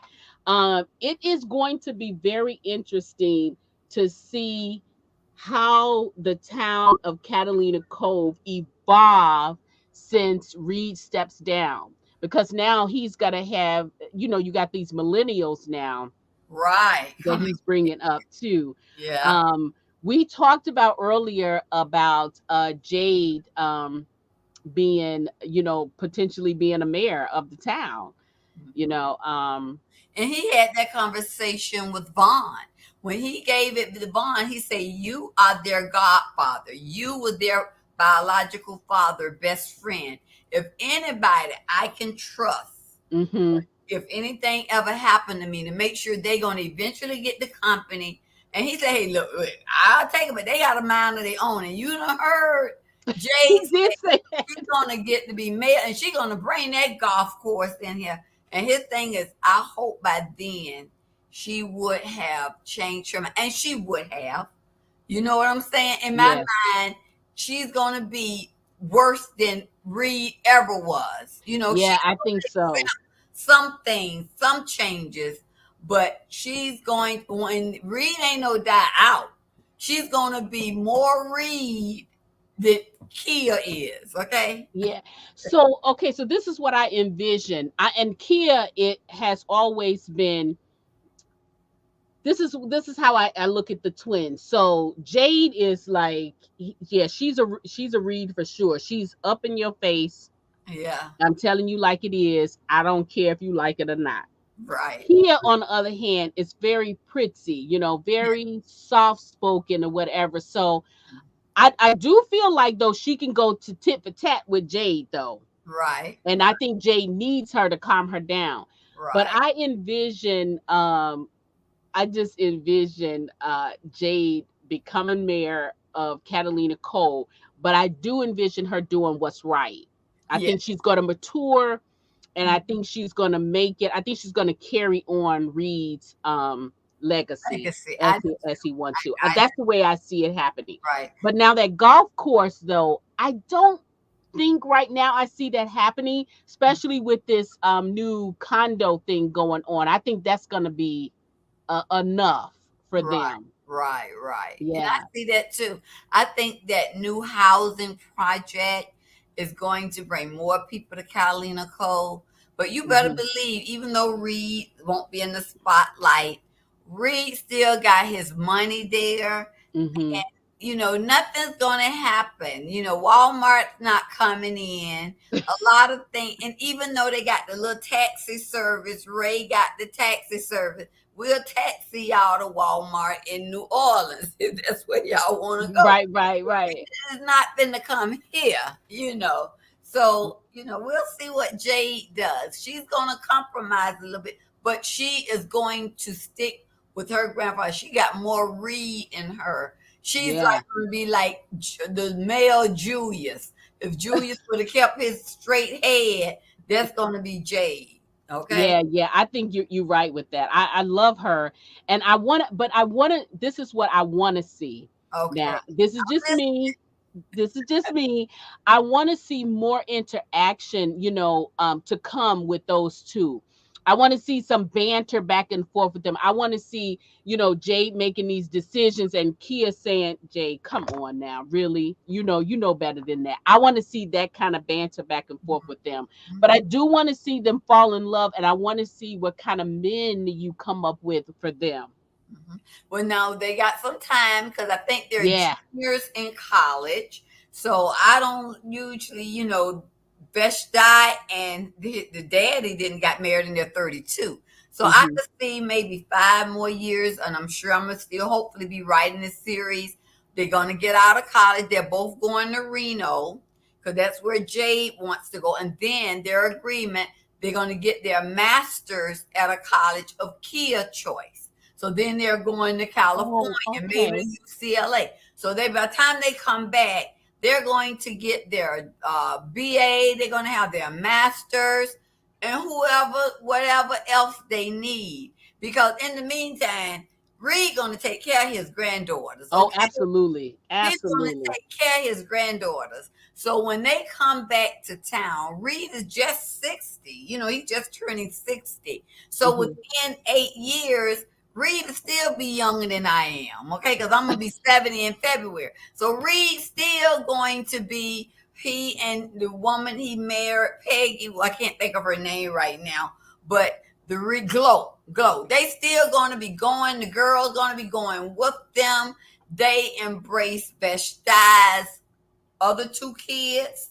Because unlike Vashti's mama, or Uh, actually mama, parent, no, they embrace those kids, Cutter and Shelby. They're part of them. They keep them. They take them on vacation with them. Reed is all happy because in Reed's mind, Vashti is still his too. You know, yes, and I love that about him. I love that about him because initially you did not know what he was thinking, but and I love how I love how he made a point of cultivating her coming back, taking over. I love how he did how he's working with Vaughn. yeah. um I just love the whole town. I mean, Reed, if nothing else, he knows that town and he has done an amazing job in that town. So Iris, this is a good point. Iris just brought we need a doctor in Catalina Cold. I was reading that Iris. Iris Yeah. always gives me good information, and a lot of times because I'll call Iris. Okay, Iris, I'm at a funk now. Tell me, how can I get out of this? I'm typing now. I'm at a funk. I need help, and we talk things out. And she's always good with ideas. So I'm gonna have to keep that in mind. Yeah, yeah, yeah. That's good. But I think And Reed uh could build a hospital. I mean, Reed got the money. He gonna do anything for his girls. that's true. But I'm thinking if we were Iris, listen, if we were to do the twins, I think Kia would be the one. Yeah, Kia, because of her Yeah. emergency, because she was in the hospital, Yeah. that experience would make her want to go into medicine. Yes, yes, You know yes, how yes, the yes. doctor say, we're like, well, Jade, oh, I already know she's going to be the mayor. Okay. Right. But you know what? In small towns, we historically we know in small towns people wear different hats. So Yeah. she could be a doctor and she could be something else too. She could be something else. So Yeah. yeah, that's what I say too, Deirdre. 70 wear, right? You know, talking about you, Miss Brenda. Oh, 70. Oh, yeah. Yeah. And what? February 2nd. Yeah, this is my last day, 69, and I'm holding on. Got a new attitude with my hair. My son come home, he say, what's going on there, mama? I'm like, that's okay.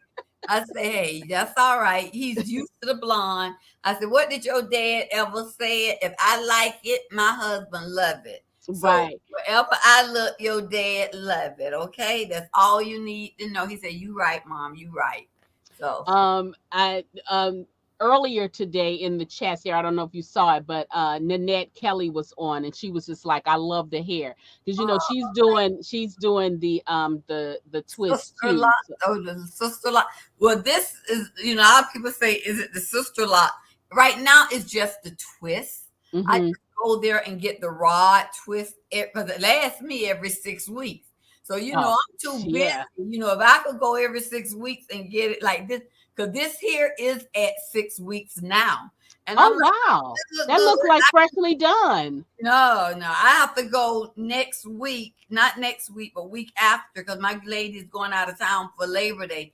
But on the 7th is when I go back. That'll be 8 weeks that this hair is whatever, but it lasts that long. So that's what Okay. I need. And Yeah, that's yeah, what I yeah. want. Yeah. Okay, we're gonna wind down. So let's go and give away some. Let's go away and give away some journals. Come on Okay. now. All Okay. right. Okay, so let's give away a few more journals. Guys, I hope you are enjoying this chat because I am. It didn't matter whether or not y'all came or not. I was still going to enjoy it, but I'm glad y'all here, right? Okay. So here we go. Let's start scrolling, and then Miss Brenda, you're gonna tell. Okay. What, Miss Iris Boland? Does she qualify? Yes, but I think Iris already got a Blueberry Lane journal, and she may even have a Maverick. I don't know. Okay, well, we're gonna put you down on the list because you are here. Well, Yeah. I don't know about that. That's something. Okay, let's go again. All right. Stop. All right. Let's see. Oh, she's Oh, sharing one. So we're gonna go right here. okay. Okay, Letitia, congratulations. You are the winner of House on Blueberry Lane Journal. Uh-oh, there you go. Okay, And I so agree with you, Letitia. Ron Butler is wonderful. I was supposed to, and he's my narrator of choice because he's more than a narrator. He's a performer. And mhm. that's what I like because he could go talk like a child. I don't know whether you've heard him on House on Blueberry Lane when he's Jade. He has a whole different voice than when he is anybody else. He's just different. And when he's Ray, when I say he chuckle, he say, he chuckle. He really do the chuckling. I like that. So Ron is wonderful. Yeah, I'm just kind of getting into the audios. I'm not really totally there yet. Uh-huh. Mostly because of my budget, right? Okay. But for this particular one, I had some I have the audio subscription.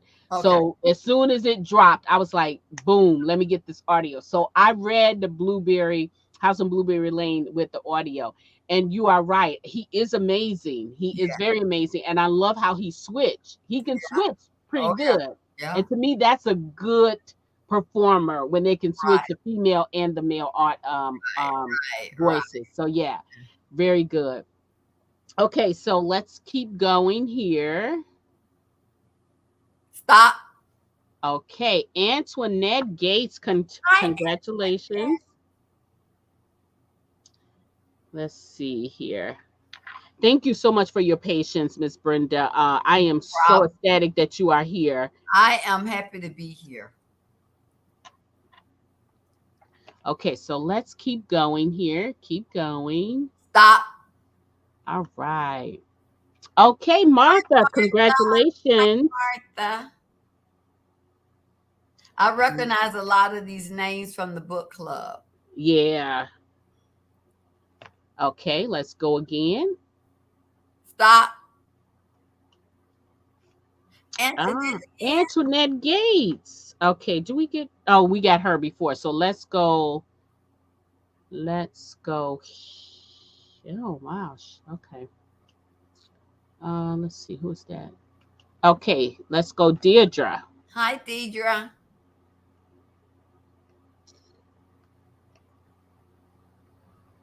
Okay. All right. Let's just see. Okay, go again. Stop. Okay, so we got Sharon. So yeah, it's they're kind of in there. So let's go here. Okay. I'll just go up to the next person Okay. who hasn't won anything. Ah, here we go. Miss Tony Benita. Hi, Tony. All right. And I'll do like a post to remind everyone after the chat. Okay. Okay. So we're going again. Stop. Okay, we got Nanette Kelly.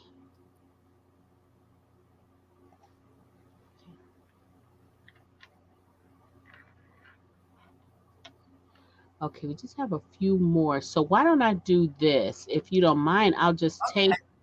because we it's a lot of repeats on here. So we'll go.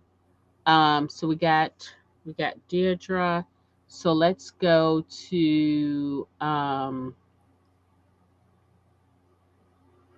where was that name at? Oh, this one here. We'll do Shaquina.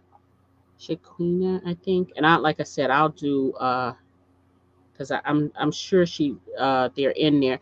So if your name appears on the screen, you are a winner of the Sure. Blueberry House on Blueberry Lane journal. So please, if you are not already a part of my friends, you please, I do invite you to follow me, but not just reach out to me on Messenger. Give me your address and your email, and I will get that over to Miss Brenda, and she will mail out your gifts. Okay, let's do one here. Hi, Kawana Spade. Oh my goodness, I Hi, haven't seen her Anna. name in a while there. Kawana, you also are a winner of the House on Blueberry Lane journal. So please reach out to me and give me your mailing address and email address, and I'll get that over to Miss Brenda.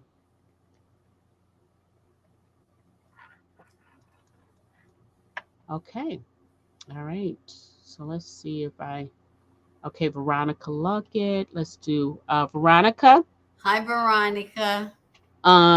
Congratulations, you are a winner. There's only a few more people in here that has not won. Let's And see. if they already have a journal, a house on Blueberry Lane, to let you know, and Hmm. just say already has a journal, house on Blueberry Lane, and I'll get them Maverick because I don't think anyone has gotten a Maverick journal yet. Yeah. No. Yeah. So okay. So that is I guess let's see. Oh, Caitlin. Let's do Caitlin. Caitlin, congratulations. You are a winner of journal House on Blueberry Lane. Okay. All right. So that is not quite 20, but that's a pretty nice amount there. I think we got everybody covered there. Okay, good, good, good. I'm just looking through here. So I think we got everybody. So that's a good deal there. Oh, let me see. Francine. Should I have Francine? Francine, if you're still out there, again, I'll just do a scene here. Okay, so Miss Brenda, I got one more question, and then I Okay, promise I'm gonna let you go here. okay. Okay, so this is just personal. So if you could be mentored by any author, dead or alive, who Oh, would that be? by any author, a personal mentor, because I've been mentored. But when I say mentored, well, no, I really haven't been mentored by her. Um, oh gosh, who would it be? I think I get mentorships from authors now, like Hmm. Beverly and Iris, Hmm. and I've gone to workshops put on by Noah Roberts and Okay. Linda Howard, and I think I like that. I think just to have a variety, just a whole array of different authors. Um, Yeah. you know, growing up, and I'm gonna tell you this: growing up, uh, not growing up, but I was married early, my early days of marriage. I always wanted to pick Dr. Ruth's mind. Remember Dr. Ruth, that little Oh my goodness. I don't know where the heck Dr. Ruth is, but I always would sit there. My husband said, "Why are you watching that?" And I would just remember this little old lady know all this sex stuff. Oh So my God, that is such from the past. My goodness. people would call in, and I would try to call in. This is Dr. Ruth, and they would ask them sex questions, and even Masters and Johnson. I don't know whether you old enough. They were the sex therapists back in the day, and I used to just go to the library and just read up on all of that because I knew I wanted to write romantic hot stuff, but I wanted it to be based on love, not just Yeah. people just jumping into bed with each other. So I would say I would want to interview Dr. Ruth. I am not going to say I want to be mentored by her, but I would want to, um, I guess, just interview Dr. Ruth. Yeah. Yeah. So you yourself, you, and like I said, you have a vast amount of accolades on there. And you know, I remember when I used to interview authors when we had the Sisterhood of the Traveling Books. Mhm. And there is probably a good amount of them, if yeah, a large amount of them always either mentioned your name Oh, or really? Miss Beverly Jenkins, or the both of you all together as Oh, being the one who pushed them, was a catalyst for pushing them to where they became an author or to take that pitch or whatever. So um, for that, I think we do appreciate you, and I think you know you have so much to give, and you do. You're not selfish with it. I mean, just your business minded.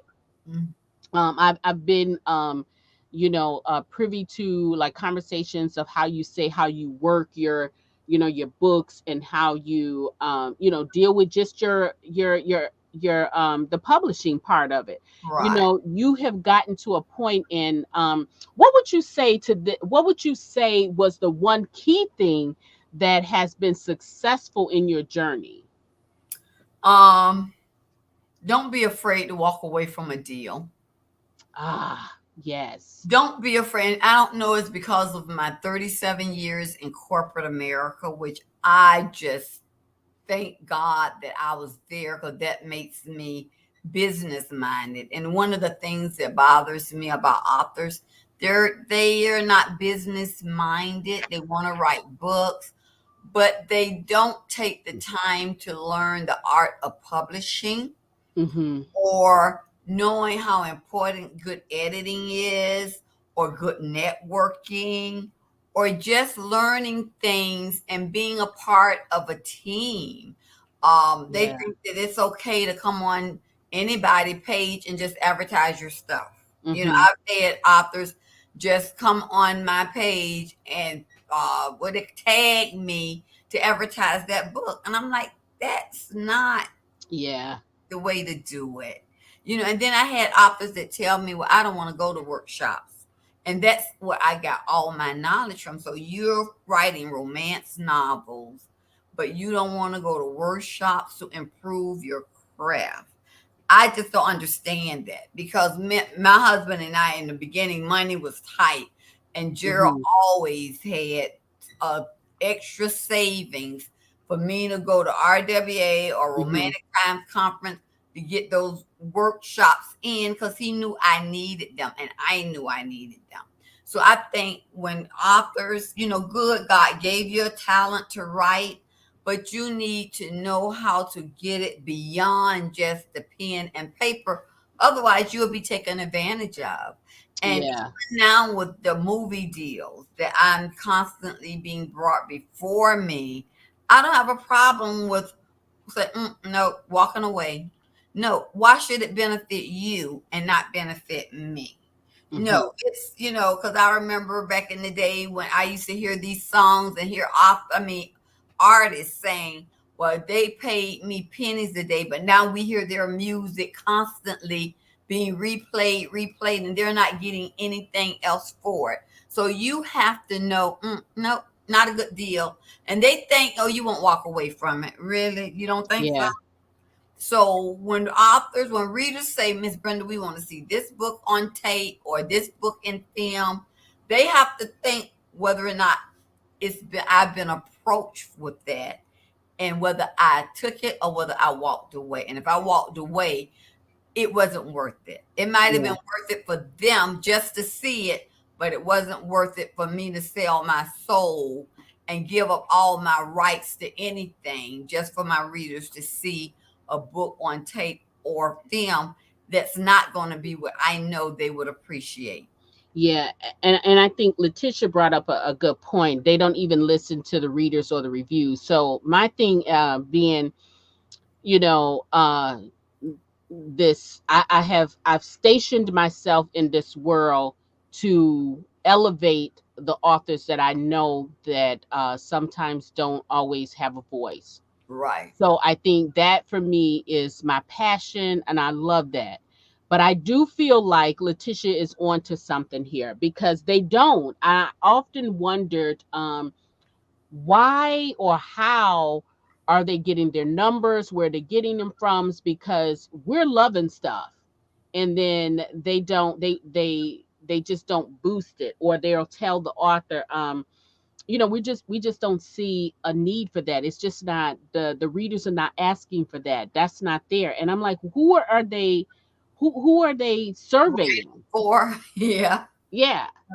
Because yeah, and I think, like I said, we that's why we love, like the Beverly Jenkins, the Iris Bolins, and some of these other independent authors who really have a shallow voice because they don't have the publisher speaking for them.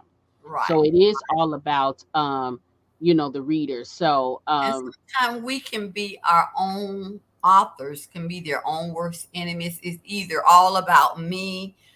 And I tell people, you have to network. yes. What God has for you, it is for you. And if something good as an author happens to you, I'm gonna celebrate. I'm gonna be happy. Why should I get mad? Sometimes new authors feel like, okay, I don't have to do the work that a Brenda Jackson did or a Beverly Jenkins did, but I should still get the accolades. And if I don't get the accolades, I'm going to tear them down. And it's their time to move over. And Beverly and I have had this conversation where we know that we don't even want, when it was a romance slam jam, we asked for our names to even be taken out. Don't even put our name in Hmm. as one of the ones that could write be a winner, because that was getting crazy because they were saying we were getting all the awards. And I tell people, write a good book, then if you write a good book, people will come to you. But you so busy worrying about what Beverly Jenkins is doing, what Iris Bowling, what Brenda Jackson is doing, you're losing a chance to write a good book. If you could concentrate on writing a good book, because I'm gonna do what I do. I'm Yeah, yeah. nothing you do or say gonna make me stop doing what I do. I already got a plan on who's next, who's after that. Beverly knows what she's going to do. Iris Hmm. knows. Don't worry about us. You need to concentrate on you. Yes, It just break my heart when authors, especially black authors, have to feel like they have to tear each other down. And it's not all about that. It's not yeah. all about, and frankly, I'm too old for it. Me and Beverly, like I said, I'm 70. Beverly, my sis, is older than me. Iris, our little sister. So we ain't got time for that. We steady trying to write and get stuff out there. But my thing is, any young authors there, is just take what we've learned, listen to what Hmm. advice we're giving you, and believe you can do it. You don't have to tear another author down to make your place, because then you haven't earned your place. You manipulated that place, and Oh my that's gosh, not good. nuggets, nuggets, nuggets, nuggets, nuggets. So this is the last question. Miss Caitlin wants to know, when is the next Westmoreland book coming out? Oh gosh, I'm writing it now. It's Charm Outlaw. The name of it, Second Time's a Charm. Okay. and it comes out in June of 2023. And that will be, remember, I'm counting down now to my 150th book. So that will be book number 146. Nadia book will be book number 147. I have a Carolina Cove book, is book number 148. I'm doing a special Harlequin anniversary, the 75th anniversary of Harlequin book is my 149th book.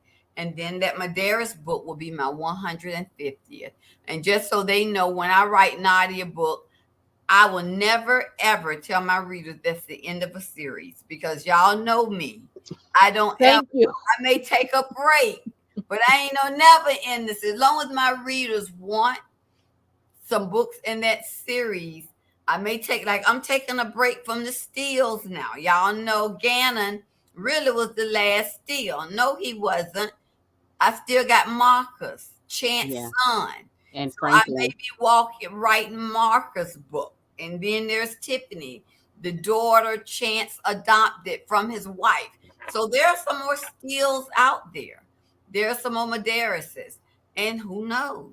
There may be some more Westmorelands with the last name Westmorelands. They're supposed to be. So there will always be the Westmorelands, the Steels, even if I have to go to the next generation with their son AJ. But I have, Yeah. in fact, get ready to look for a new series from me. I don't have Okay. a title for the series, but it's going to take place around Martha Vineyard. And I'm supposed to go Oh, next year. It's going to be the lighthouse. Around, it's going to be an inn that's going to be a lighthouse, and then around the lighthouse is other little houses that you could go rent and whatever, and it's right there on the bay. So I'm coming up with the name of that series, and it will be running the same time Carolina Cove run, but it's going to be called something of Bay. I haven't came up with the name, the Lighthouse Bay or something like that. I don't know, but that, will we be doing wine tastings in that series? yes, you will be. Ah, I'm all there. I'm all there. That's all you got to say is wine, and I am there. All right, Miss Brenda. Oh, and please tell us about your young adult series, because I think a lot of us we Uh, waiting on that one there. We're not pressuring you in there, but we want to make sure that it's still coming. oh yeah, it is still Okay. coming. I just had to, slow down this year. I Yeah. had a couple of medical issues, so my doctor say, you can't stay up. You're not young anymore. You can't stay up to 3 in the morning and then get up 8 o'clock. You got to Yeah. give yourself Yeah. 8 hours of sleep. So because of that, I have to take care of my health. Because like I said, I'm gonna be 70. I'm getting older. I can't do the things that I used to do as far as not getting enough sleep. It's tearing me down now. Okay. Yeah. So Yeah. what I have to do is pace myself. I won't be writing 8 and 9 books a year. Okay. I have to enjoy life, take more trips, just do some things, but you will get a new series. You're going to get the old series. And I'm ready to introduce you all to new people. And we ready for all of that. Yeah. So, Miss Brenda, I'm going to let you have the last words to the people, and then in that, let us know where we can find you, how we can follow you, so that we make sure we know all things Brenda Jackson. Okay. First of all, I want to thank anyone who reads my book, because that's important to me. Hmm. And I said it from the beginning, and I'll say it now. My book would just be another book on the shelf if it wasn't for my readers pulling it out and picking it up. And that's what I tell other authors. You have to appreciate your readers, not when you want them to buy your book, but even during the time you may not have a book, let them know you appreciate them. That's why I do my cruises every other year. So you could come and see I'm just a regular person. I Hmm. don't walk on water. I don't do any of that stuff. I'm just a regular person who enjoy writing my books. So they can contact me at www.brendajackson.net. I'm on Facebook, Brenda Jackson fan page. I'm on Twitter. I'm on Instagram.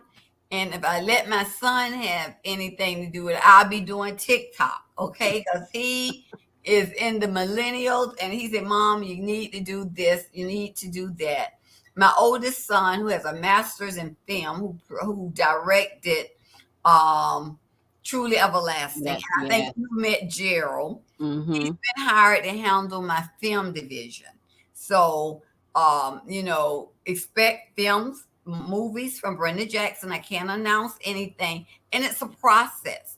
Because, like I said, I'll turn my back on some, and we're talking with others. So, nothing is definite now, but trust me, I will make an announcement, and I'm gonna need y'all to support because y'all say, "Oh, I want to see this in a movie." When the movie come, when I come and say, okay, there's a Brenda Jackson movie out there. This is when it's going to be shown. I need you to go get your mama, your daddy, your sister, your brother, the whole neighborhood. So that's what it's about, ratings. Yeah, yeah, and let me second that too. For those of us who are out there, most of us are either influencers or we just support authors. That is our passion. When it is all hands on deck, whenever one of us is going into that realm, other than just writing the books, we're trying to reach up. It is all hands on deck. Right, You have to put your money or your support where your mouth is. You can't right, just ask for it and expect for it to be done without doing any work, because they right, said faith without work is dead. right. Trust me Yes, when I tell you, I've been on projects. I have the honor of being on projects with Miss Beverly Jenkins, so I understand it's difficult. But when these authors reach out to you and try to give you something that you have already gone to them and asked for, and they take that step out there and put themselves out there, it is all hands on deck. right. Just saying. Yep, Just I saying. agree. I agree. So I need all hands on deck. When I make my announcement later on this year, I need everybody to be happy. I need everybody to say all hands on deck. We got this. We gonna get there because we asked for it. We got it. Now we got to make it work. Because they Yeah. don't mind running us one season and say, oh, the ratings were not good. We Hmm. tried it. And if they tried it and if we didn't support it, then they won't Hmm. try it again.